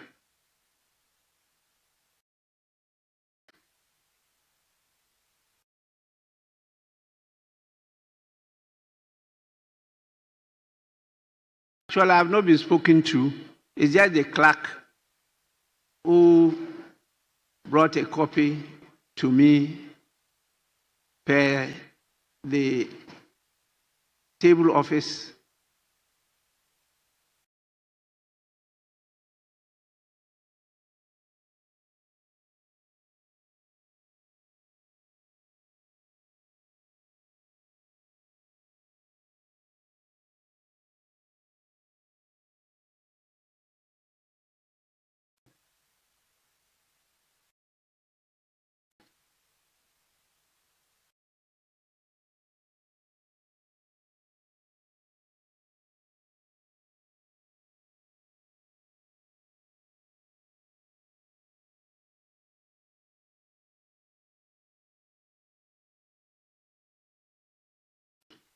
Yes, so do we move on or? Yes, Deputy Majority Leader. Thank you very much, Mr. Speaker. Mr. Speaker, rightly so, the Minority Leader withdrew the statement with the intention that he was going to try and reinstate the statement for the honorable colleague, Honorable Dapa, who was the co-author of the statement, to read it. Unfortunately, that didn't happen. But I have just gotten hold of a copy of the statement. I haven't read it. And checking with my colleague, the Chief Whip, he hasn't seen it either. So it is difficult, for the initial thought of, praying for the statement to be admitted. It is difficult for me at this stage to go along with that. May I say this? Once it's dealing with a critical area of our economy, it's talking about agricultural opportunity. Could we agree to take it after you've all read it? Well, we need you to contribute meaningfully to it. Can we take it on Tuesday? I will also then go through it myself and be available to assist. Mr. Speaker, ask the chair, please. Thank you. So we can take it on Tuesday. No problem. I see just on the face of the statement that there's a lot of reference to data. There's data there, which means that it's evidence-based. And so you need to read it, and let's make sure that we come out with a very good either decision or strategy to support the executive on this matter. Yes, Deputy Majority Leader. Yeah, Mr. Speaker, precisely so. It is quite an analytic statement which needed some, look at. And that is for that reason that I think Tuesday will be ideal, when we've all had opportunity to actually look at the numbers. Thank you. So thank you so much. Tuesday I'm available. I'll come to make sure you take it. Then any other business? Yes, Minority Leader. If Mr. Speaker will be pleased, page 3 of today's order paper, we have 2 advertised motions under Order 127 of the rules of this House. If Mr. Speaker is pleased, applicants of this motion are ready to move the House. Thank you, sir.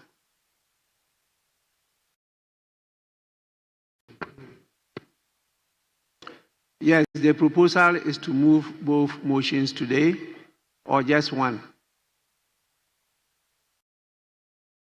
Well, Mr. Speaker, we are in your hands. Both have been advertised. If looking at time, you would want us to do one and move the other one on Tuesday, fine. But I admitted the motions. So they are private members' motions. I have no problem. Mr. Speaker, we're ready. We are ready for the two. Is the House ready? Then the movers can go on. Yes. The first motion is by the minority leader himself, Osahene Alexander Kwamina Afenyo-Markin. The second is him together with his deputy whip. So, Majority Chief Whip, what do you say? Speaker, this were considered a conclave, and so we are not opposed. If he's ready to move them, we'll listen to him, Mr. Speaker, respectfully. Yes. So the House is ready. You may move it now.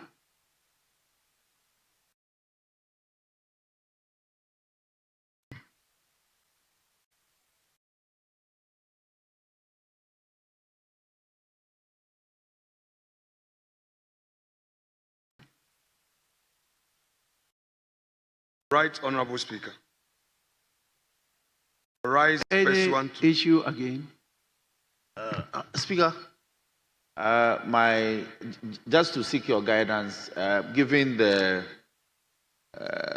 mood of the House, if we may just take the motion and defer the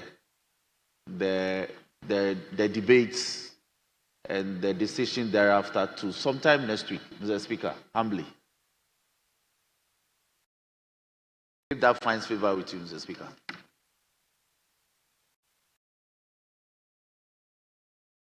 I thought the House said it was ready to go on with the motion. Speaker, I yield. I'm guided. I yield. Yes, so please, once it's moved, you debate it. I know we have. It's just a few minutes to 5. So we can take about an hour on these matters. There's time. You are all young, you are strong, so let's go on. Mr. Speaker, thank you for the opportunity. Mr. Speaker, I rise to move this House pursuant to Order 127 of the Standing Orders, that you review the ruling of the First Deputy Speaker on 5th of March 2025, sustaining the preliminary objection raised by Honorable Majority Leader Mr. Mahama Yarega against the moving of the private member's motion listed as item 16 on page 6 of the order paper of Wednesday, 5th March 2025, and same captured in the official report of the House for the said date. Mr. Speaker, in moving this motion, I shall submit respectfully and invite Mr. Speaker to exercise jurisdiction conferred by Order 127 of the Standing Orders as reviewed in 2023 by this House, to review and to set aside the ruling delivered by the First Deputy Speaker on the said date. Mr. Speaker, the ruling sustained a preliminary objection to my motion listed as number 16, which sought parliamentary consideration of Chief of Staff's directive concerning mass revocation of public sector appointment on grounds that it was sub judice to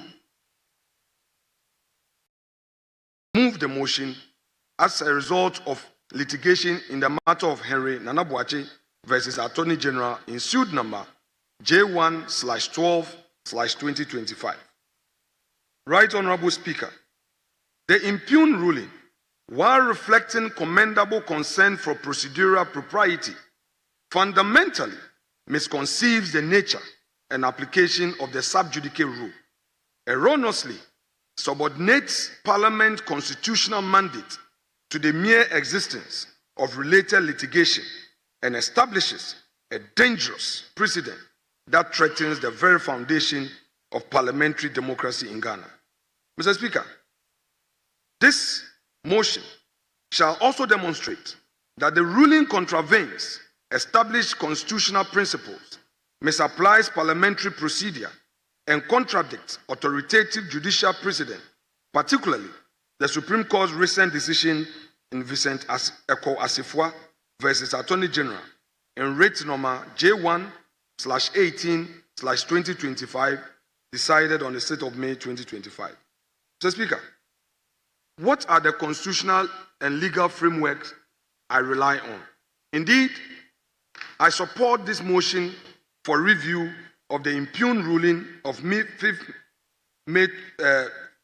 March 2025, and I shall rely on the following constitutional and legal authorities.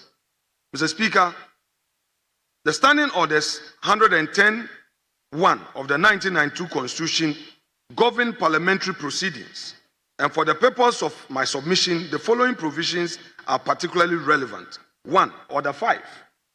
2. Order 22. 3. Order 23. 4. Order 30.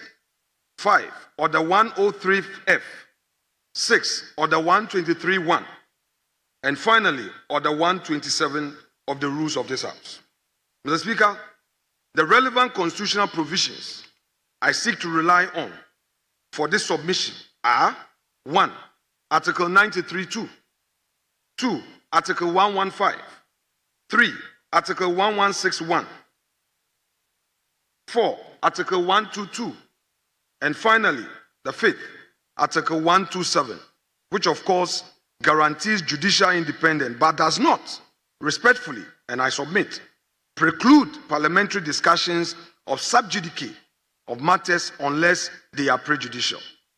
Mr. Speaker, on the issue of parliamentary supremacy and separation of powers, I respectfully submit that the 1992 Constitution establishes Parliament as the repository of the nation's legislative and deliberative authority under Article 93(2), operating within a carefully calibrated system of separation of powers. This constitutional architecture does not contemplate the subordination of one arm of government to another absent express constitutional provision. Parliament's deliberative function exists independently of judicial proceedings, subject only to the Constitution itself and the standing orders made thereunder. Article 115 of the Constitution guarantees members of Parliament absolute freedom of speech and debate, declaring such speech as unimpeachable outside Parliament. This privilege, rooted in centuries of parliamentary tradition, exists precisely to ensure that legislative deliberation cannot be stifled by external pressure, including the mere pendency of related litigation. Indeed, Article 1161 reinforces this protection by immunizing members from legal proceedings for acts performed in their parliamentary capacity. Mr. Speaker, permit me to deal with the issue of sub judice, the rule of sub judice. Is it discretionary or absolute? I dare contend that indeed the sub judice rule is not absolute. The convention, as codified in Standing Orders 103F and Order 123(1), prohibit parliamentary consideration of matters that, quote, may prejudice the parties, unquote, to pending judicial proceedings. However, both orders expressly subject this prohibition to the Speaker's discretion. recognizing that the rule is not absolute, but be applied with careful consideration of competing constitutional imperatives. Mr. Speaker, Erskine May's parliamentary practice, the authoritative guide to Westminster parliamentary procedure, confirms in paragraph 2011 of the 25th edition that the sub judice rule operates subject to significant exceptions, including matters of national importance and ministerial decisions. It states, quote, "The House has resolved that no matter awaiting adjudication by a court of law should be brought before it." Mr. Speaker, that no matter the awaiting adjudication, a matter should be brought before it. Indeed, this covers both the content of member speeches and the subject matter of motions and questions. The resolution means that matters currently before the court cannot be raised in a motion or amendment save where legislation is under consideration, where a ministerial decision is in question, where, in the opinion of the chair, issues of national importance are concerned, or where the chair otherwise exercises their discretion. End quote. Mr. Speaker, as it can be discerned from the words quoted above, it is clear that the sub judice rule applies only where there exists a real and substantial danger of prejudice to judicial proceedings, not merely because litigation happens to touch upon similar subject matter. I say so with emphasis. Now, Mr. Speaker, I rely on the Supreme Court's guidance in Eko Asifua and submit as follows: that the definitive guidance on the relationship between constitutional institutions and the pending litigation is a matter for consideration in this application. Mr. Speaker, in this matter, the court, by a 3-2 majority decision, held unequivocally that a constitutional body cannot be restrained from performing its mandate by the mere filing of an action. Only an express court injunction, supported by cogent evidence of irreparable harm, can halt constitutional function as a state institution. Mr. Speaker, my Lord Kulendi elegantly expressed this view in the following veritable words at paragraph 90 contained in his opinion. Quote, "In good conscience and in fidelity to our judicial oath, we cannot endorse a position that could potentially be exploited by deliberate and well-resourced strategy deployed by individuals or entities pursuing parochial private interests to obstruct, delay, and frustrate constitutional oversight and hold the public interest to ransom." End quote. Mr. Speaker, he continues at paragraph 91 to 93 of his opinion and said, I quote, "In the premises, we find that in cases involving the discharge of constitutionally or statutorily mandated functions by specifically designated actors, be they statutory bodies, public officers, or individuals empowered by law so to act, it would be utterly imprudent to adopt a blanket rule that mere service of an application for interlocutory injunction suffices to halt constitutional or statutory action which presumptively would inure to the collective interest of the public." End quote. He further proceeds to say, "We further hold that in such cases, nothing short of an express judicial grant of an injunction will suffice to restrain a constitutional or statutory duty bearer whose actions are presumptively in line with the constitutional or lawful mandate." End quote. Right Honorable Speaker, I respectfully submit that this principle reflects sound constitutional logic. Indeed, if the mere filing of lawsuits could paralyze constitutional institutions, the separation of powers will collapse into a system where strategic litigation could effectively subordinate one arm of government to another. The court specifically emphasized that constitutional safeguards exist to protect due process while preserving institutional independence. Now, Mr. Speaker, I proceed to analyze the impugned ruling, the subject matter of this application. Mr. Speaker, the first Deputy Speaker's ruling rested on several foundations, each of which, upon careful analysis, proves insufficient to support the conclusion reached.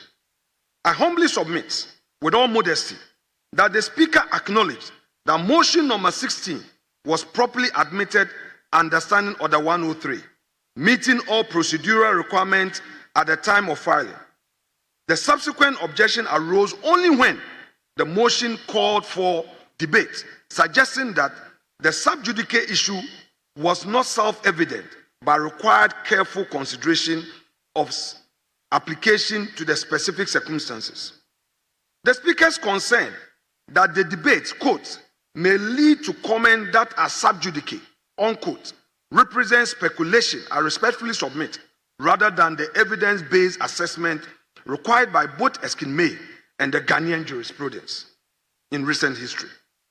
This speculative approach fails to meet the standard established in the Vincent Assefuwa case, where the Supreme Court rejected unproven assertions as grounds for restraining constitutional processes.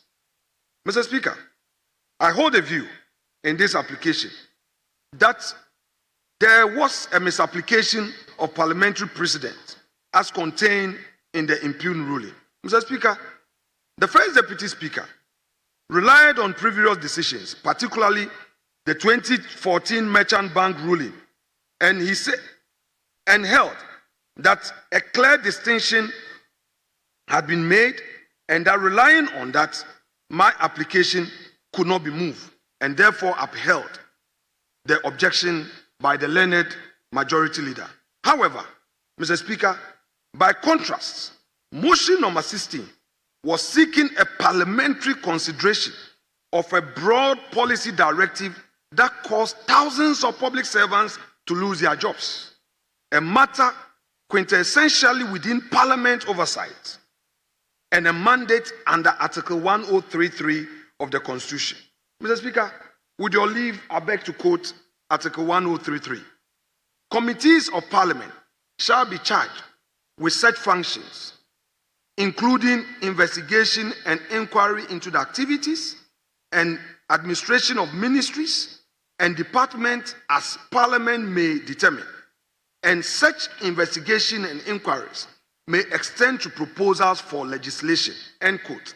Mr. Speaker, it therefore follows that the issues raised by motion number 16 are perfectly within the constitutional ambit of this House, and therefore the ruling stifling debate on the motion undermines the spirit and letter of the Constitution. Also, I beg to submit that Mr. Speaker's invocation of the ruling by the Right Honorable Peter Ajete similarly misses the mark. Mr. Speaker, indeed, Right Honorable Ajete's observation that the Speaker may refuse a motion affecting, quote, a clear-cut court matter was accompanied by the crucial caveat that admission of a motion does not imply exhaustive propriety vetting. This supports flexibility in application, not the rigid prohibition imposed by the impugned ruling of the respected learned First Deputy Speaker. Mr. Speaker, I again submit that the ruling itself creates some defects in our Constitution and it begs for answers. First, violation of this rule, the separation of powers. Mr. Speaker, I submit that the impugned ruling most fundamental flaw in its effective subordination of Parliament constitutional mandate to judicial authority through the mere existence of related litigation calls for great concern. Indeed, this contravenes the principles of the principle that coordinates equality among the arms of government established by Article 93 of the Constitution. Indeed, it is respectfully submitted that Parliament's deliberative function cannot be suspended simply because a citizen has chosen to file a lawsuit touching upon similar subject matter. Mr. Speaker, in the call as a 4 case quoted supra, clearly the court established that the constitutional institutions must continue to perform their mandated functions unless expressly restrained by judicial injunction based on cogent evidence of harm. Indeed, no such injunction exists in the Henry Nana Boakye versus Attorney General, nor has the plaintiff in that case even sought such a relief against Parliament. The mere pendency of the action cannot, therefore, justify parliamentary inaction. I so submit. Mr. Speaker, I also submit that the ruling erodes parliamentary privilege. In all humility, the impugned ruling's practical effect is to nullify the protection afforded by Article 115 and 116 of the Constitution. If the ruling is left to stand as a valid precedent, parliamentary debate can be prohibited merely because related litigation exists. The constitutional guarantee of free speech becomes meaningless and odious. Members of Parliament will be required to research pending litigation before speaking on any matter of public importance. Indeed, it would amount to a dreadful burden, emphasis, a dreadful burden that will paralyze legislative deliberation in this august chamber. Mr. Speaker, the constitutional drafters decided to immunize parliamentary speech from external legal challenge, and this indeed reflects their understanding that legislative deliberation must remain independent of judicial proceedings. It follows that standing orders on sub judice provisions will never intend to override constitutional protection, but rather to provide a guidance for its responsible exercise. Emphasis mine, its responsible exercise. Mr. Speaker, I also contend that the entire ruling is represented a misunderstanding of the nature of prejudice. I submit that the impugned ruling fails to identify any specific prejudice that parliamentary debate will cause to the parties in the Henry Nana Boakye versus Attorney General case. That case, to the best of my knowledge, concerns constitutional validity of the Chief of Staff's directive and seeks declaratory reliefs and appropriate and related orders, or related orders.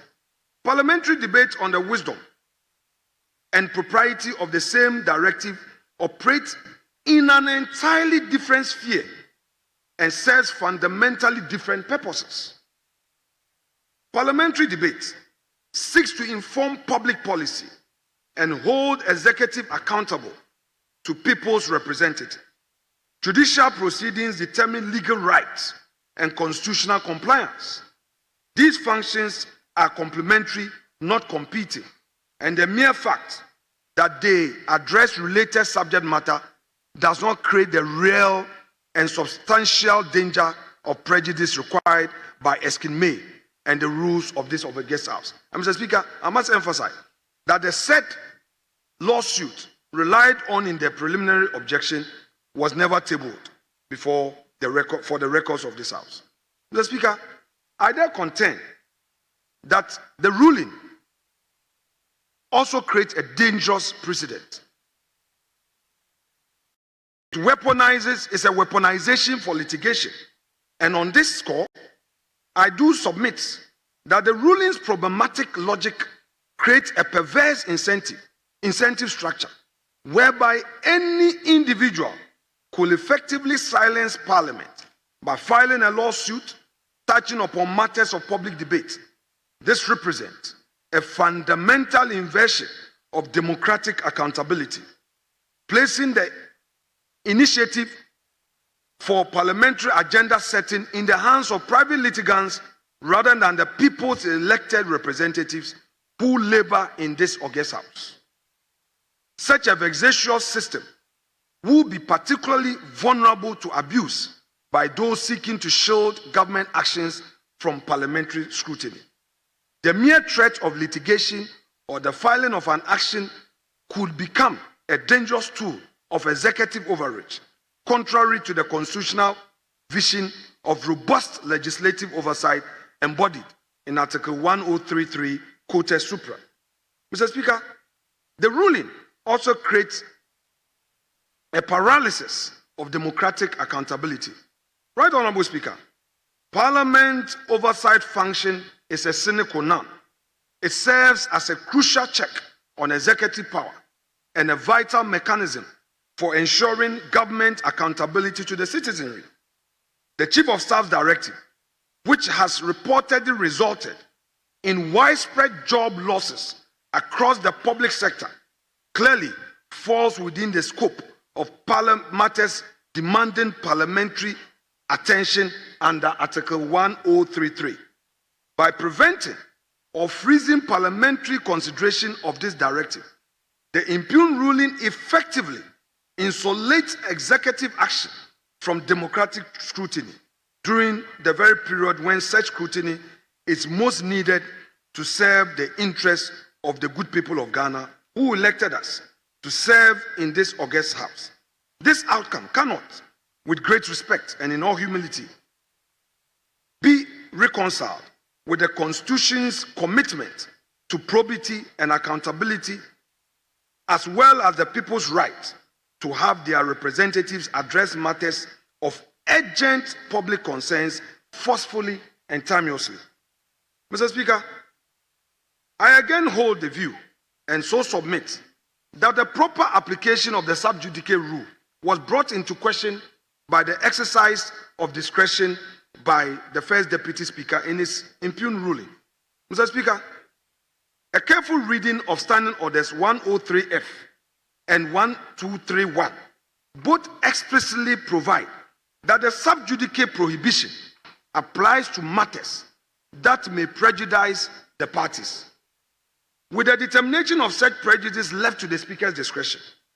This discretionary formulation of the rule reflects parliamentary wisdom that rigid application of the rule will be incompatible with Parliament's constitutional function.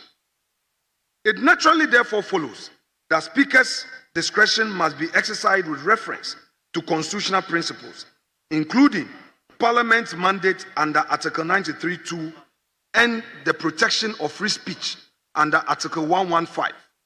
It is my humble submission, therefore, that where these principles conflict with concerns about potential prejudice, the constitutional imperatives must prevail unless clear and present danger to judicial proceedings can be demonstrated and not speculated. Mr. Speaker, there is also the rule of national importance exception for consideration. And I beg to submit that in Eskinme, as quoted supra, Eskinme provides that there is a need to recognize that matters of national importance may warrant parliamentary consideration despite pending litigation. The mass revocation of public sector appointment, which revocation continues to inflict untold economic hardships on thousands of households across Ghana, clearly meets this threshold as it affects livelihood of thousands of citizens and the stability of public service delivery. The economic and social consequences of the Chief of Staff's unacceptable directive demand immediate and urgent parliamentary attention, not indefinite postponement pending resolution of a protracted litigation. Parliament's role in addressing urgent national concerns cannot, I respectfully submit, in all modesty, be subordinated to the convenience of judicial timelines. Mr. Speaker, I submit that there are available safeguards in outstanding orders. They provide adequate mechanism for ensuring that parliamentary debate does not prejudice judicial proceedings without requiring complete prohibition. Order 1232 empowers the Speaker to regulate the content of the debate to prevent inappropriate reference to pending cases as provided for under Order 103F and Order 1231. Our orders also provide for procedures that ensure fair and balanced investigation by committees of this House. Mr. Speaker, these safeguards demonstrate that the standing orders contemplate parliamentary consideration of matters related to pending litigation, subject to appropriate controls. Thus, the availability of these protective measures completely undermines and defeats any justification for blanket prohibition imposed by the impugned ruling. Mr. Speaker, for all that aforementioned, I submit and pray that you exercise revisionary jurisdiction conferred by Article Order 127 to set aside the ruling of 5th March 2025 and restore motion number 16 to the parliamentary agenda for debate. Such a wise action by the chair will reaffirm Parliament's constitutional independence, protect the integrity of democratic accountability, and ensure that urgent matters of national importance receive the attention they deserve. Specifically, I respectfully pray and invite the Speaker to rule that future applications of sub judice should require clear evidence of specific prejudice to judicial proceedings and not mere speculations about potential harm. Right Honorable Speaker, you may also clarify that the mere pendency of related litigation cannot suspend Parliament's constitutional functions absent an express judicial injunction supported by cogent evidence of irreparable harm. Mr. Speaker, I also submit that you may rely on Right Honorable Bamford Addo's ruling of 16th of July 2022